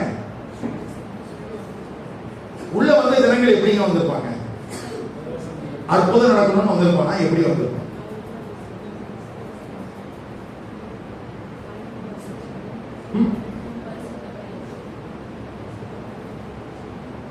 சும்மா எனக்காக சொல்லக்கூடாது, உங்களுக்கு புரியுதா?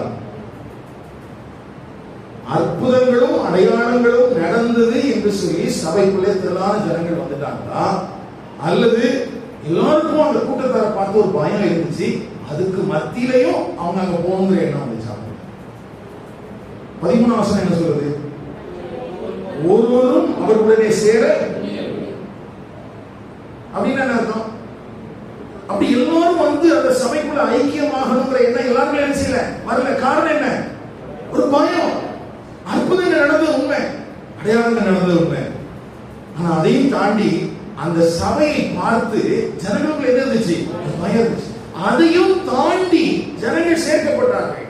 அப்படின்னா வந்த ஜனங்களுக்குள்ள அற்புதங்களை குறித்த எண்ணங்கள் இருந்ததா இல்லையா என்பதை காட்டிலும் அவங்களுக்குள்ள அந்த பரிசுத்த பயத்தோடு தான் என்ன வந்திருப்பாங்க. அவன் நல்ல கவனிங்க, சபையின் ஐக்கியத்துக்குள்ளே வருகிறவர்கள் எப்படிப்பட்ட மனப்பான்மையோடு இருக்க வேண்டும்? இன்னைக்கு நம்ம ஆஃபர் பண்ற காரியங்களினாலே சபைக்குள்ளே ஜனங்கள் வரணுமா, அல்லது சபைக்குள்ளே கர்த்தருக்கு பயப்படுகிற பயம் உண்டாகி அந்த அடிப்படையில் ஜனங்கள் உள்ள வரணுமா? எது சேஃபா இருக்கும்னு நினைக்கிறீங்க? அற்புதங்கள் அடையாளங்கள் நடந்தது என்று பயம் இல்லாத ஒரு கூட்டம் உள்ள திரும்பவும் வந்துருச்சுன்னு வச்சுக்கோங்களேன், திரும்பவும் அனனியாவுக்கும் சப்பிராவுக்கும் பஞ்சமே இருக்காது. ஆனா ஒரு தெய்வ பயத்தோட உள்ள வந்தாங்கன்னா அங்க தேவனுடைய நோக்கம் என்ன செய்யும்? சரியா நிறைவேறும். அப்ப இந்த இடத்துல தெய்வ பயத்தோடு கூடின ஒரு கூட்டம் தான் வரும்போது. எப்படிதான் வர்றான்? எந்த செய்தியை கேட்டுதான் வர்றான்? யோசிச்சு பாருங்களேன். காணிக்க போட்ட ஆடு செத்து போயிட்டான். காணிக்க கொடுக்க போனா, காணிக்கன்னா 10 ரூபாய் காணிக்க இல்ல, தன்னுடைய ஆஸ்திகளில் எல்லாத்தையும் விற்று ஒரு பங்கை மட்டும் எடுத்து வச்சுட்டு மீதி எல்லாத்தையும் கொண்டு வந்து கொடுக்க வந்த கணவன் மனைவி செத்து போயிட்டாங்க. இப்ப அந்த பகுதியில எல்லாம் பரவிடுச்சு. இப்ப அடுத்த முறை நான் உள்ள வரணும். வரும்போது என்ன வரும்? அப்போ தேவனை குறித்த ஒரு பரிசுத்த பயம் சபைக்கு இருந்தது. அப்போதான் சபை பெருகிச்சு. நம்ம சொல்றோம் இல்லையா, அங்கே பேதுரு பிரசங்கம் பண்ணா 3000 பேர் ரட்சிக்கப்பட்டாங்க. இப்போ ரட்சிக்கப்பட்டாங்க. நிறைய பேர் கூட்டத்தில் சேர்ந்து இருக்கிறாங்க. இவங்க எப்படி எந்த அடிப்படையில் வந்தாங்க? நம்ம என்ன தெரியுமா சொல்றோம்? பரிசுத்தத்தை குறிச்சு எல்லாம் பேசினா இன்னைக்கு ஆட்கள் வராது. இன்னைக்கு கிறிஸ்துவுடைய மனப்பான்மை எப்படி இருக்குது? ஊழியர்களுடைய மனப்பான்மை எப்படி இருக்குது? சொல்லுங்க, எப்படி இருக்குது? அற்புதங்கள் நம்ம சபையில அற்புதம் நடந்துச்சுன்னா ஜனங்கள் என்ன செய்வாங்க? எப்படி வரணும்? பக்கத்துல கைப்பிடிச்சிருக்காங்க. நம்ம சபைக்கு பரிசுத்த பயத்தோடு ஆட்கள் வரணுமா அல்லது அற்புதம் நடந்து வரணும்? சொல்லுங்க, நீங்க தான் முடிவு பண்ணணும். எது நல்லா இருக்கும்? ரெண்டுலையும் கூட்டம் வரும். ரெண்டுலையும் என்ன வரும்? கூட்டம். எது நல்லது? அதுதான் நம்ம சூஸ் பண்றோம். அப்ப இன்றைய சபைக்கு பரிசுத்தத்தை விட வேறு எதுவும் அவசியமானது அல்ல. இந்த சபையினுடைய அவசியம் என்ன? ஆனா நம்முடைய கலாச்சாரத்தின்படி அல்லது உலகம் இருக்கிற நிலவரத்தை பார்த்தா பரிசுத்தத்தை ரொம்ப அருவருப்பா நினைக்கிறாங்க. அப்போஸ்தலனாகிய பவுல் கொரிந்து பட்டணத்தில் இருக்கும்போது அவன் ஜன்னல் வழியா எட்டி பார்த்தானாம். அதைத்தான் ரோமர் நிருபத்துல 18வது வசனத்துக்கு கீழே 32வது வசனம் வரைக்கும் எழுதியிருக்கிறான். எப்படி எட்டி பார்த்தது? கொரிந்து பட்டணத்தினுடைய அவன் தங்கியிருந்த வீட்டுல ஜன்னலை திறந்து வச்சுட்டு பார்த்தா அருவருப்பான காரியங்கள். அதுதான் பட்டியல் போடப்பட்டிருக்குது. அப்போ இன்னைக்கு இருக்கிற காலகட்டத்திலையும் கிட்டத்தட்ட அதே மாதிரிதான் இருக்குது. ஆனா சபை பரிசுத்தத்தை அருவருப்பதாக அல்ல, பரிசுத்தமே நம்முடைய முதல் முக்கியமான தேவை என்பதை மனதில் கொண்டவர்களாக இருக்க வேண்டியது அவசியம். பரிசுத்தம்னா என்ன? தேவனுடைய பரிசுத்தம். இதுல நிறைய காரியங்கள் இருக்கு. பரிசுத்தம் உடனே நம்ம வெள்ளை துணி போடுறது அப்படி இல்லை. ஒரு வேறுபிடிக்கப்பட்ட வாழ்க்கை, தேவனுக்கு என்று நேர்ந்து கொண்ட ஒரு வாழ்க்கை. இன்றைக்கு அநேக நேரங்களில் சபைகள் பாவத்திற்கு அடைக்கலம் கொடுக்கிற விதத்திலே காணப்படுகிறது. யாராவது பாவத்தை குறிச்சு கடிந்து பேசினா உடனே ட்ரோல் பண்ணிடுறான். அம்மா, என்ன இவர் இப்படி எல்லாம் பேசுறாரு?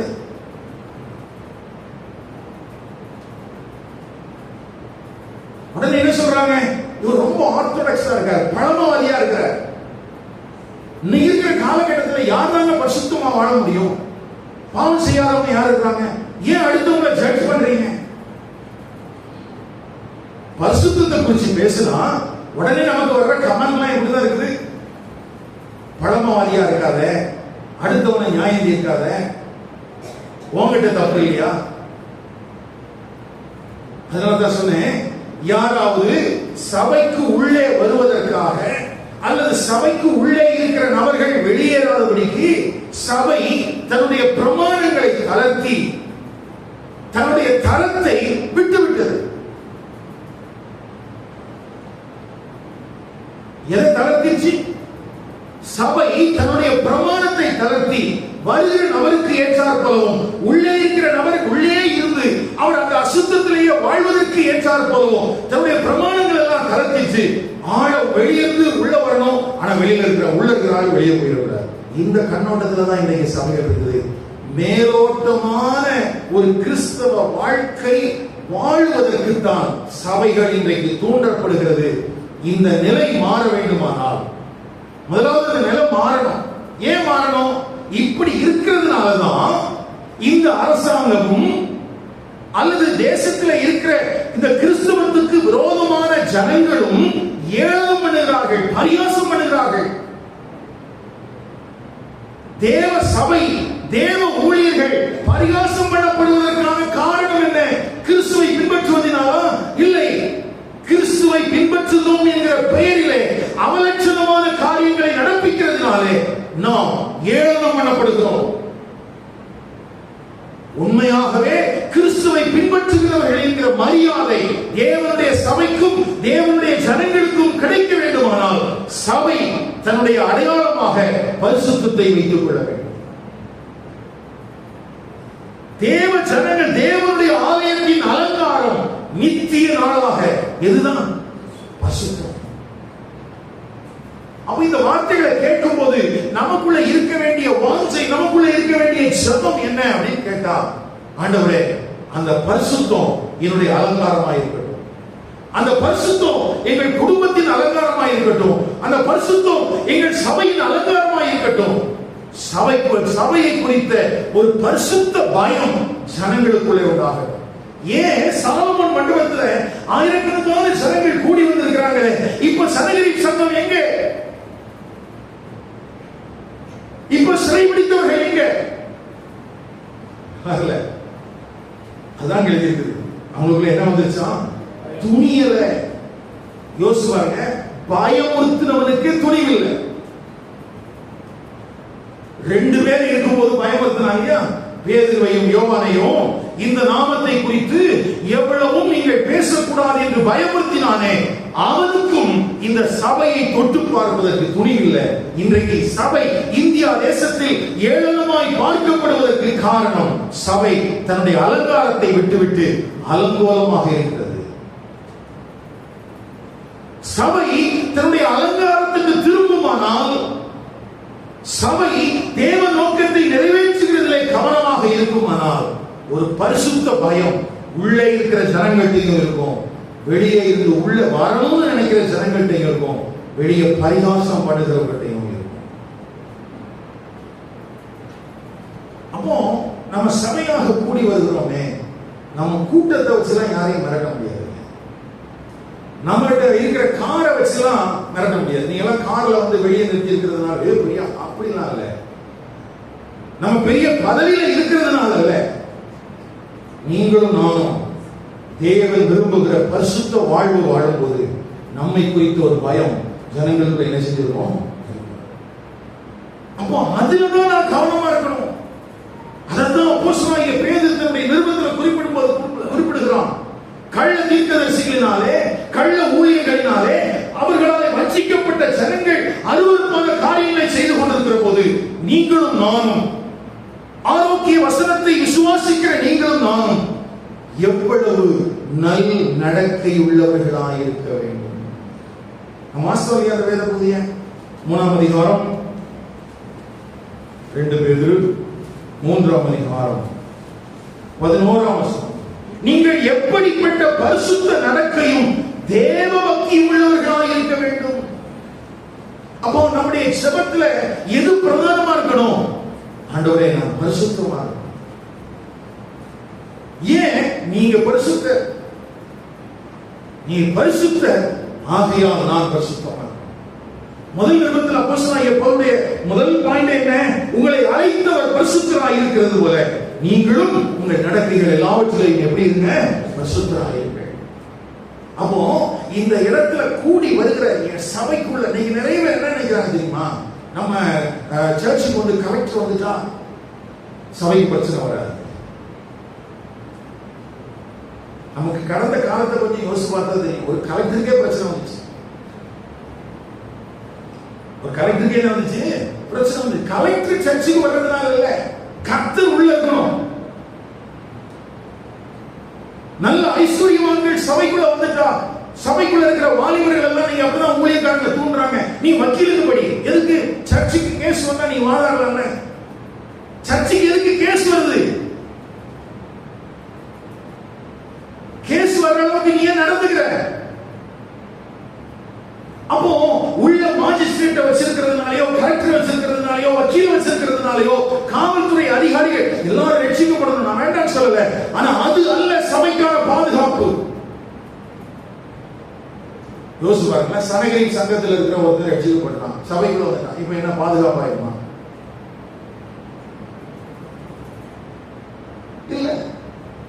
யார்தான் பாதுகாப்பு? கர்த்தர் தான் பாதுகாப்பு. அப்ப சபைக்கு உள்ள வந்திருக்கிற ஜனங்களுக்குள்ள ஒரு பரிசுத்த பயம், அந்த ஒரு ஹோலி ரெவரன்ஸ். நாம் ஆராதிக்கிற தேவன் யார் என்கிற காரியத்தை குறித்த பயம் நமக்குள்ள இருந்துச்சுன்னா அதுக்கு தகுந்தாற்போல நம்ம நடப்போம், அதுக்கு தகுந்தாற்போல நம்ம பேசுவோம், அதுக்கு தகுந்தாற்போல நம்முடைய செயல்பாடுகள் இருக்கும். அப்படி இருந்தா நிச்சயமாகவே வெளியில் இருக்கிற ஜனங்களுக்கும் நம்மளை குறிச்சு இருக்கும் பயம். சரி, அடுத்தது இதுல நம்ம கவனிக்க வேண்டிய காரியம் என்ன அப்படின்னு பாத்தீங்கன்னா 17வது வசனத்துல பிரதான ஆசாரியனும் அவனுடனே கூட இருந்த சதுசேயர் சமயத்தார் அனைவரும் எழும்பி என்ன நடந்தாங்க சொல்லுங்க, எப்படி எதிர நடந்தாங்க? பொறாமையினால. ஏன்? இது பரிசுத்த ஆவியில நிறைஞ்ச கூட்டம். பரிசுத்த ஆவியில நிறைஞ்ச கூட்டத்துக்கு விரோதமா யார் எழுதியிருக்கிறார்? பொறாமையில் நிறைஞ்ச கூட்டம். பரிசுத்த ஆவியினாலே ஆளுகை செய்யப்பட்டு நடத்தப்படுகிற கூட்டம் சபை. விரோதமா எழுதுகிற கூட்டம் என்ன? எல்லா காரணத்தையும் இதுதான். என்ன பொறாமை? தேவாலயம் என் கண்ட்ரோல்ல தான் இருக்கு. எவ்வளவோ தேவனுடைய பிரமாணங்கள் எல்லாம் ரெகுலேட் பண்ணலாம், எல்லாத்தையும் உடைச்சிட்டேன். நீ என்ன வேணாலும் பலி செலுத்தலாம் மாத்தியாச்சு. என்ன அநியாயம் செய்யறவனும் பாவம் செஞ்சுட்டு காணிக்கை போட்டு போ அப்படின்னு சொல்லி அந்த சனைகரின் சங்கத்தால் தேவனுடைய ஆலயத்தை அசூசிப்படுத்தியாச்சு. ஆனா கூட்டம் வரல. ஆனா என்ன வரல? கூட்டம் வரல. இங்க நம்ம ஊர்ல சொல்லுவாங்கல்ல, அந்த ஒண்ட வந்த கூட்டம் சொல்லிச்சு. இவங்க யாரு? இவங்களுக்கும் சாலமன் மண்டபத்துக்கும் என்ன சம்பந்தம்? இப்ப இந்த உண்ட வந்த கூட்டத்துக்கு எவ்வளவு ஆள் வருது? 10,000 பேர் வந்திருக்காங்க. இதை பார்த்தோம்னா அவங்களுக்கு என்ன வந்துருச்சு? உங்க மனசுல அப்படி யோசிச்சு பாருங்க. 38 ஏக்கர் சர்ச் தேவாலயம், அதுல பாதி முக்கால் காலியா கிடக்கு. தேவாலயம் காலியா கிடக்கு, பலி செலுத்துற இடம் காலியா கிடக்கு, காணிக்க போடுறதுக்கு 13 வகையான பெட்டி வச்சிருந்தாங்க, எல்லாம் காலியா கிடக்கு. ஆளுதான் எங்க இருக்கு? காணிக்க பெட்டி வச்சு அங்க நிறைய பண்ணிக்குது. இங்க காணிக்க பெட்டி இல்லாமலே வாதத்தில் வந்து விடுது. இப்ப பொறாம வருமா வராதா? வருமா வராதா? ஏன் இவங்க மேல சட்ட ரீதியான ஆக்ஷன் எடுக்க முடியலன்னா, யாரையும் குற்றப்படுத்த முடியாது. யாரை என்ன செய்ய முடியாது? குற்றப்படுத்த முடியாது. அப்போ ஏதோ ஒரு விதத்துல தவறான விதத்துல தான் இவங்களை என்ன செய்ய முடியும்? நடத்த முடியும். நல்ல கவனிங்க, பரிசுத்தத்தை நம்முடைய அலங்காரமாக கொண்டு பரிசுத்தத்தின் மேலே நாம் கவனம் உள்ளவர்களாக நம்முடைய ஊழியர்களை கட்டி எழுப்பும் போது கண்டிப்பாக பொறாமையினால் நிறைந்தவர்கள் எழும்பத்தான் செய்வார்கள். எழும்பத்தான் செய்வார்கள். இப்ப என்ன பண்ணலாம்? காம்ப்ரமைஸ் பண்ணிடலாமா? இல்லை. ஜான் ஜி பேட்டன் அப்படிங்கிற மிஷனரியை குறித்து நாம் அறிந்திருக்கிறோம். அவர் மிஷனரியாக பணியாற்றி கொண்டிருந்த அந்த ஆதிவாசிகளுக்கு மத்தியில் அவர் கணவன் மனைவியாக ஒரு டென்ட்ல இருக்கிறாங்க. ஒரு நாள் ராத்திரி நேரத்துல அந்த ஜனக்கூட்டங்களின் தலைவர்கள் எல்லாம் இந்த கூடாரத்தை சுற்றி வந்துட்டாங்க. இவர்கள் தப்பி பிழைப்பதற்கு வாய்ப்பு இல்லாத ஒரு சூழல். இரவெல்லாம் அந்த ஜான் ஜி பேட்டனும் அவருடைய மனைவியும் ஜெபம் பண்ணிட்டே இருக்கிறாங்க. பயத்தோட கலக்கத்தோட, இதிலிருந்து நாம் தப்பிக்கப்படுவோமா படமாட்டோமா அப்படிங்கிற ஒரு பெரிய கேள்விக்குறி அவங்களுக்கு முன்னால இருக்கு. ஆனா இரவு சென்று பொழுது விடுகிறது. அவங்களை சுற்றி இருந்த சத்துக்கள், அந்த சூழ்ந்திருந்த அந்த மனிதர்கள் யாருமே இல்லை. யாருமே என்ன நடந்துச்சு எதுவுமே இவங்களுக்கு தெரியாது. வருடம் போகிறது. அந்த ஜனக்கூட்டங்களின் தலைவன் ரட்சிக்கப்படுகிறான். அந்த ஜனக்கூட்டங்களின் தலைவன் என்ன செய்யறான்? ரட்சிக்கப்படுறான். அப்போ அந்த தலைவன் கேட்கிறார் பேட்டன், எப்பா கொஞ்ச நாளைக்கு முன்னால எங்க வீட்டை எல்லாரும் சூழ்ந்து நின்னீங்களே, எங்களை அழிச்சிடணும், எங்களை எரிச்சிடணும், எங்களை பிடிச்சு சாப்பிடலாம் நின்றுருந்தீங்களே, ஏன் காலையில போயிட்டீங்க அப்படின்னு கேட்டா, அப்ப அவன் சொன்னா ஆச்சரியத்துல, அதெல்லாம் சரி நான் அதை சொல்றேன், அதுக்கு முன்னாடி நீங்க ஒண்ணு சொல்லுங்க. என்ன, உன் வீட்டுக்குள்ள நீயும் மனைவி மட்டும் தானே இருந்திருக்கணும், ஆனா நாங்க பார்க்கும்போது நிறைய ஆட்கள் இருந்தாங்களே, என் கண் பார்வையில் எத்தனை பேர் இருந்தா? நிறைய பேர் இருந்தாங்க. அதனால 2 பேர் தான் இருந்தா உங்களை ஏதாவது பண்ணிடலாம்னு வந்தோம். இப்போ எத்தனை பேர் இருக்கிறாங்க? நிறைய பேர் இருந்தாங்க. அதனால நாங்க என்ன பண்ணிட்டோம், வித்ட்ரா பண்ணிட்டோம். அப்பதான் ஜான்ஜி பேட்டனுக்கு ஒன்று புரிஞ்சது. நாம் தேவனுக்காக தேவனுடைய காரியங்களில் ஈடுபடும் போது நமக்காக பாதுகாக்கிற ஒரு தூத சேனைகளை நம்ம சூரியன் நினைச்சிருக்கிறாரு. அப்படின்னா அன்றைக்கு ஆதி திருச்சபையின் காலத்திலையும் சரி அல்லது வரலாற்று நெடுக எல்லா காலகட்டங்களிலும் சரி சபைக்கு ஆண்டவர் கற்றுக் கொடுக்கிற ஒரு பாடம் என்னன்னா, சபைக்கான பாதுகாப்பு உள்ளே வருகிற நபர்களின் பதவிகளின் அடிப்படையில் அல்ல, உள்ளே இருக்கிறவர்கள் பரிசுத்த நடக்கையோடு இருக்கும்போது, தெய்வ பயத்தோடு இருக்கும்போது எல்லா விதத்திலும் நம்மை பாதுகாக்கிற ஒரு தேவன். பொறாமையினால் எழும்பலாம். சதுசேய சமுதாய அந்த சமயத்தார் அனைவரும் எழுப்பினார்கள். அப்படின்னா எண்ணிக்கைக்கு உட்படாத பெரிய திரள் கூட்டம் பொறாமையினால் இந்த தேவ சபையை விழுங்குவதற்கு பார்த்து கொண்டிருக்கிறது. அவங்களை ஜெயிலில் போட்டு முடக்கிடலாம் பார்க்கிறாங்க. ஆனா சிறைச்சாலைக்கு உள்ளேயும் வெளியேயும் கிரியை செய்த தேவன் நமக்கு இருக்கிறார். அல்லேலூயா. வசன பகுதி நம்ம தொடர்ந்து பார்க்கும்போது என்ன இருக்கு? 19ஆம் வசனத்துல கர்த்தருடைய தூதர் ராத்திரியிலே சிறைச்சாலையின் கதவுகளை திறந்து அவர்களை பொறாமையினாலே சபைக்கு விரோதமாக எழும்புகிற சத்துருக்கள் சபையை முடக்கி விடுவதற்கு எத்தனிக்கலாம். ஆனா சிறைச்சாலையுடைய கதவுகளையும் திறக்கிற அதிகாரம் உள்ள ஒரு தேவன் நமக்கு இருக்கிறார்.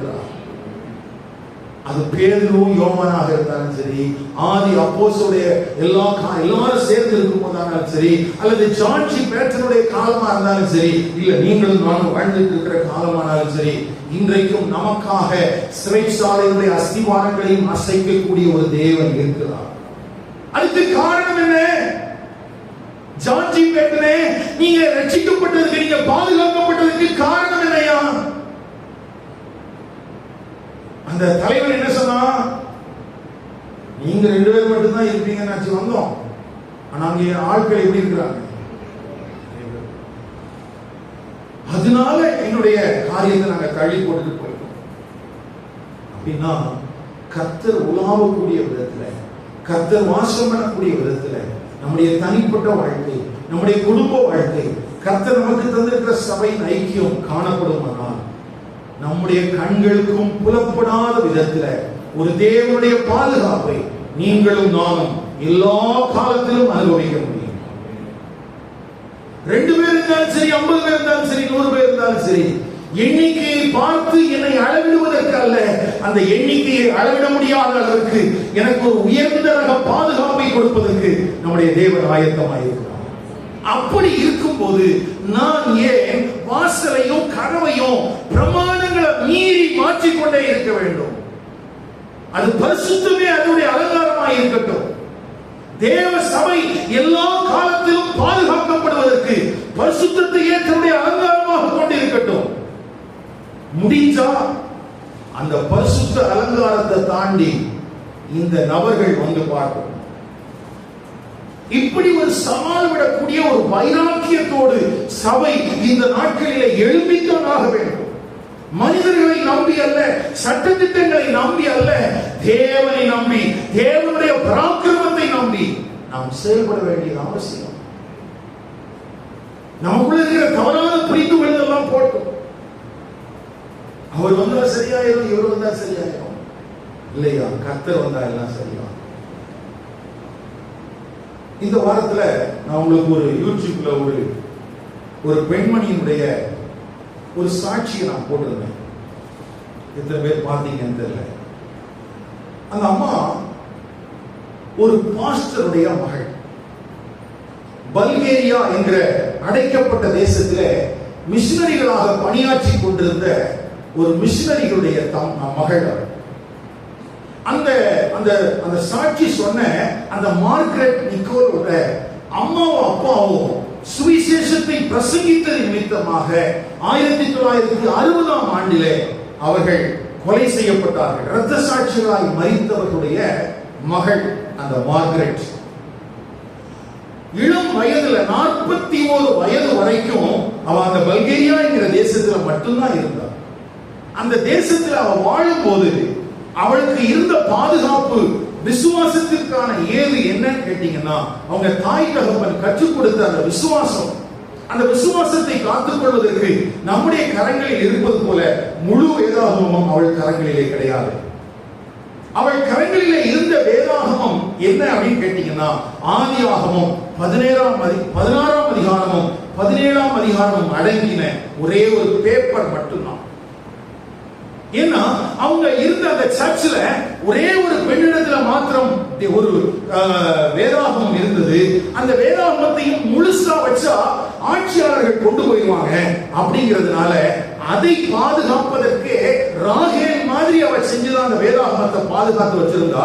அப்படி பாதுகாக்கப்பட்ட வேதாகமத்தை சபையாக கூடி வருகிற நாள்ல ஒவ்வொருத்தருக்கா ஒவ்வொரு பகுதியை ஒவ்வொரு பேப்பரை கிழிச்சு கொடுத்தா. அப்படி கிழிச்சு கொடுத்ததுல இந்த மேர்கரெட் கிடைச்சது ஆதியாகமம் 16ஆம் அதிகாரம் 17ஆம் அதிகாரம். யோசிச்சு பாருங்க, இந்த ஒரே ஒரு பேப்பரை மட்டும் வச்சுக்கிட்டு அவன் 41 வருஷம் தன்னுடைய தகப்பனையும் தாயையும் விசுவாசத்தின் நிமித்தமா இழக்க கொடுத்தாலும் விசுவாசத்திலே உறுதியாய் நின்றிருந்தார். மரிக்கும் போது 79 வயது அமெரிக்க தேசத்தில் மரிக்கிறார். 2020 ஏப்ரல் 18 41 வருடங்களுக்கு பிறகு அவளுக்கான வாசல் திறக்கப்படுகிறது. அது எளிதாக இருக்கிறது. அவன் நல்ல ஒரு வயலினிஸ்ட், வயலின் வாசிக்கிறவர். அந்த சாட்சியை நீங்க பாத்தீங்கன்னா ஒரு 2-3 பாடலுக்கு அந்த அம்மா அந்த இசைக்கருவியை மீட்டியிருப்பாங்க. அந்த இசைக்கருவியை மீட்டி இப்ப சமீபத்தில் கூட நம்முடைய இளையராஜா போய் சிம்போனி இசைத்துட்டு வந்தார் இல்லையா?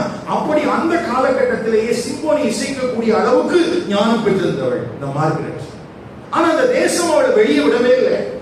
ஆனா பெரிய ஆச்சரியம் என்னன்னா, அடைக்கப்பட்டிருந்த அந்த தேசத்துக்குள்ள வேதாகமத்தினுடைய ஒரே தாளை வைத்திருந்த அந்த மகளுக்கு ஆண்டவர் இந்த இசையையும் கற்றுக் கொடுத்திருந்தார், படிப்பையும் கொடுத்திருந்தார். அந்த நாட்கள்ல பல்கேரியாவில் பெண்கள் படிக்க முடியாதான். ஆனா நம்ம படிச்சிருக்கு. அவங்க என்ன சொல்றாங்க, அடைக்கப்பட்ட தேசம் தான், ஆனா கர்த்தர் என் மேல ஒரு நோக்கத்தை வச்சிருந்தாருன்னா, என்ன எதற்காக தெரிந்து கொண்டிருக்கிறாரோ, எதற்காக அழைத்திருக்கிறாரோ அதற்காக என்னை பயிற்சித்துக் கொண்டே இருக்கிறார். அப்படின்னா தேவனுடைய சபையில் இருக்கிற தேவனுடைய ஜனங்களுக்கு உன்னை சுற்றிலும் இருக்கிற சிறைச்சாலையுடைய சுவர்கள் எல்கை அல்ல. அது நீ உருவாக்கப்படக்கூடிய இடமாக இருக்கும். ஒரு நாள் வரும், அந்த சிறைச்சாலையுடைய கதவுகள் அஸ்திவாரங்கள் எல்லாம் அசைக்கப்படும். நீ வெளியே கொண்டு வரப்படுவா. நீ தேவனுடைய நோக்கத்தை நிறைவேற்றுகிற மகனாக மகளாக மாறுவ. என்ன நடந்துச்சு? இந்த மார்கரெட் வெளியே வருவதற்கு எத்தனை பண்ணுகிறான். இவள் வயலின் வாசிக்கிறத மற்ற தேசத்தார் கேள்விப்பட்டு இவளுக்காக ப்ரோக்ராம்லாம் எல்லாம் ரெடி பண்றாங்க. ஆனா இவள் அந்த பல்கேரியா தேசம் சரீர பிரகாரமாகவும் மன ரீதியாகவும் அவளை கொடுமைப்படுத்திக்கிட்டே இருக்கிறாங்க. இவ கொண்டிருக்கிற கிறிஸ்தவ விசுவாசத்தின் நிமித்தம். பாருங்களேன், அந்த ஒரே பக்கத்தை வச்சுக்கிட்டு அந்த பெண்மணி விசுவாசத்தை காத்து கொண்டாள் என்பது ரொம்ப மலைக்கப்படுச்சு. இத்தனை வருஷம் நமக்கு நல்லா தெரியும். ஆதியாகமம் 16ஆம் அதிகாரத்துல ஆபிரகாம் ஆகார் கூட போன காரியங்கள் இருக்கு. 17ஆம் அதிகாரத்தில் திரும்ப எச்சரிக்கப்பட்ட பகுதி இருக்குது. இந்த பகுதியை மட்டும் வச்சுக்கிட்டு தன்னுடைய தாயை தகப்பனை இழந்தாலும் விசுவாசத்தை காத்துக்கொண்ட ஒரு பெண் நமக்கு முன்னால ஓடி இருக்கிறான்னா, நம்ம கையில தமிழுக்கு தமிழ் இருக்குது, இங்கிலீஷ் பைபிளுக்கு இங்கிலீஷ் பைபிள் இருக்குது, வேற வேற டிரான்ஸ்லேஷன் இருக்குது, ஹீப்ரு இருக்குது, கிரீக் இருக்குது, எல்லாம் இருக்குது. விசுவாசம் எங்க? விசுவாசம் எங்க?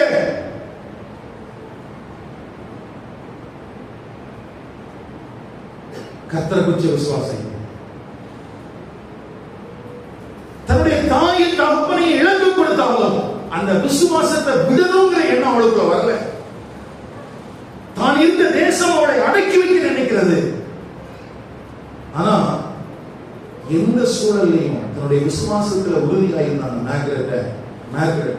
அவங்க வெளியில வர ஆரம்பிக்கிறாங்க, சிம்பனி இசைக்கிறாங்க, பல தேசங்களுக்கும் பயணிக்கிறாங்க.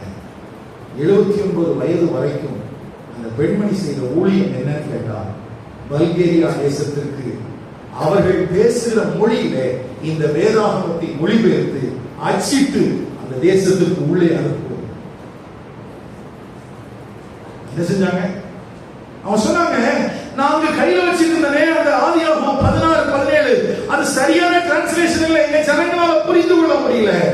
ஆண்டவர் என்ன வெளியே கொண்டு வந்தாரு. நான் வேதாகமத்தை மொழிபெயர்த்தேன், பிரிண்ட் பண்ணேன், அந்த அடைக்கப்பட்ட தேசத்துக்குள்ள இந்த வேதாகமத்தை கொண்டு போனேன் அப்படின்னு அவங்க சாட்சி சொல்லும்போது சொல்லுகிற அந்த பைபிளுடைய கவுண்டிங் லட்சங்கள்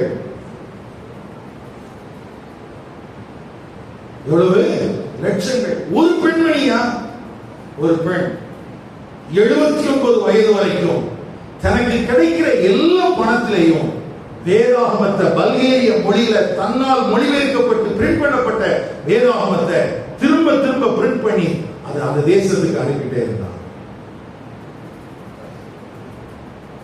இன்றைக்கு கர்த்தர் செய்கிற அற்புதங்களுக்கும் அடையாளங்களுக்கும் தவறான கணக்குகள் வர வைக்கப்படுகிறது. சபை தேவ நோக்கத்தை புரிந்து கொள்ள வேண்டியது அவசியம். தேவனுடைய ஜனங்கள் தேவனை புரிந்து கொள்ள வேண்டியது அவசியம். ஆதி அப்போஸ்தலர்கள் மூலமாய் அற்புதங்கள் நடந்தது மாத்திரமல்ல, சிறைச்சாலையில் அடைக்கப்பட்ட போதும் அங்கேயும் அற்புதம் தான். சிறைச்சாலையிலையும் கதவுகள் திறந்து கொண்டது. ஆனா எதுக்காக? What for? ஒரு மார்கரெட்டுடைய அந்த வாழ்க்கையில சிறைச்சாலை கதவுகள் திறந்தது. பல்கேரிய அரசாங்கம் அவளை வெளியே போறதுக்கு அனுமதி கொடுத்துச்சு. எதுக்காக?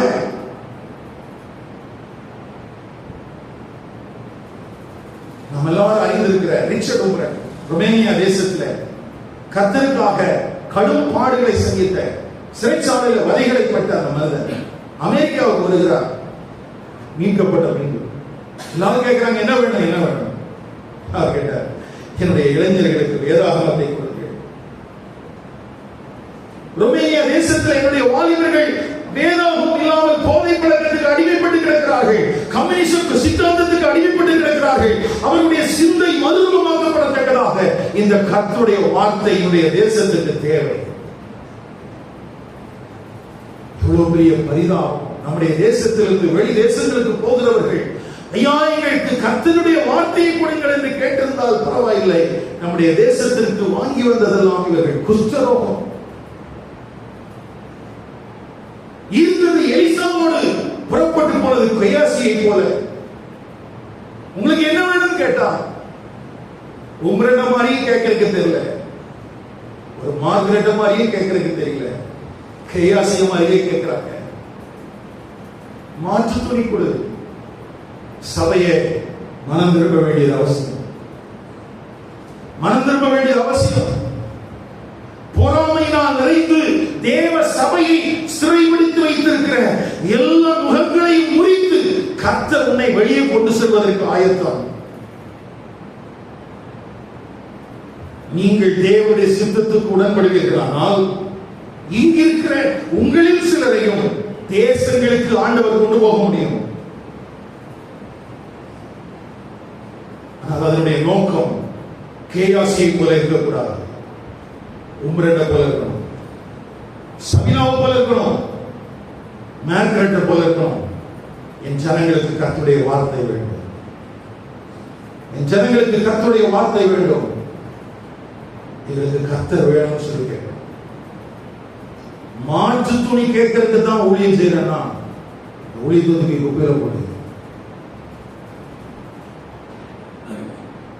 கருமையான கர்த்தருடைய பரிசுத்தவான்களே, இந்த காலை நேரத்தில் நாம் கேட்டுக்கொண்டிருக்கிற கர்த்தருடைய வார்த்தை ஆதி அப்போஸ்தல ஊழிய மேன்மைகளும் விளைவுகளும் அதனுடைய முதல் பகுதியை நம்ம கேட்டுக்கிறோம். சிறைச்சாலையினுடைய கதவுகளினாலே தேவனுடைய ராஜ்யத்தின் பணிகளை முடக்கி விடலாம் என்று எச்சரித்தார்கள். ஆனால் ஆண்டவர் அதையும் அசைத்தார். இன்றைக்கு நமக்காக செயல்படுவதற்கு ஆயத்தமாக இருக்கிறார். ஆகவே நாம் செய்ய வேண்டியதெல்லாம் என்னன்னா, தேவனுடைய பிரமாணங்களை விசாலமாக்கி நமக்கு உரிய விதத்திலே சபையை கட்டமைக்காமல் தேவனுடைய பிரமாணங்களை கை கொண்டு சபையை தேவனுடைய சித்தத்துக்கு நேராக நடத்துகிறதிலே நாம் கவனமாய் இருந்தால், பொறாமைகள் அல்ல, பயமுறுத்தல்கள் அல்ல, வஞ்சகங்கள் அல்ல, எல்லாவற்றையும் மேற்கொள்கிற ஒரு தேவனுடைய கிருபை நம்மோடு இருக்கும், தேவ சபையோடு இருக்கும். பாதாளத்தின் வாசல்கள் சபையை மேற்கொள்வதில்லை. எழுதியிருக்கும்.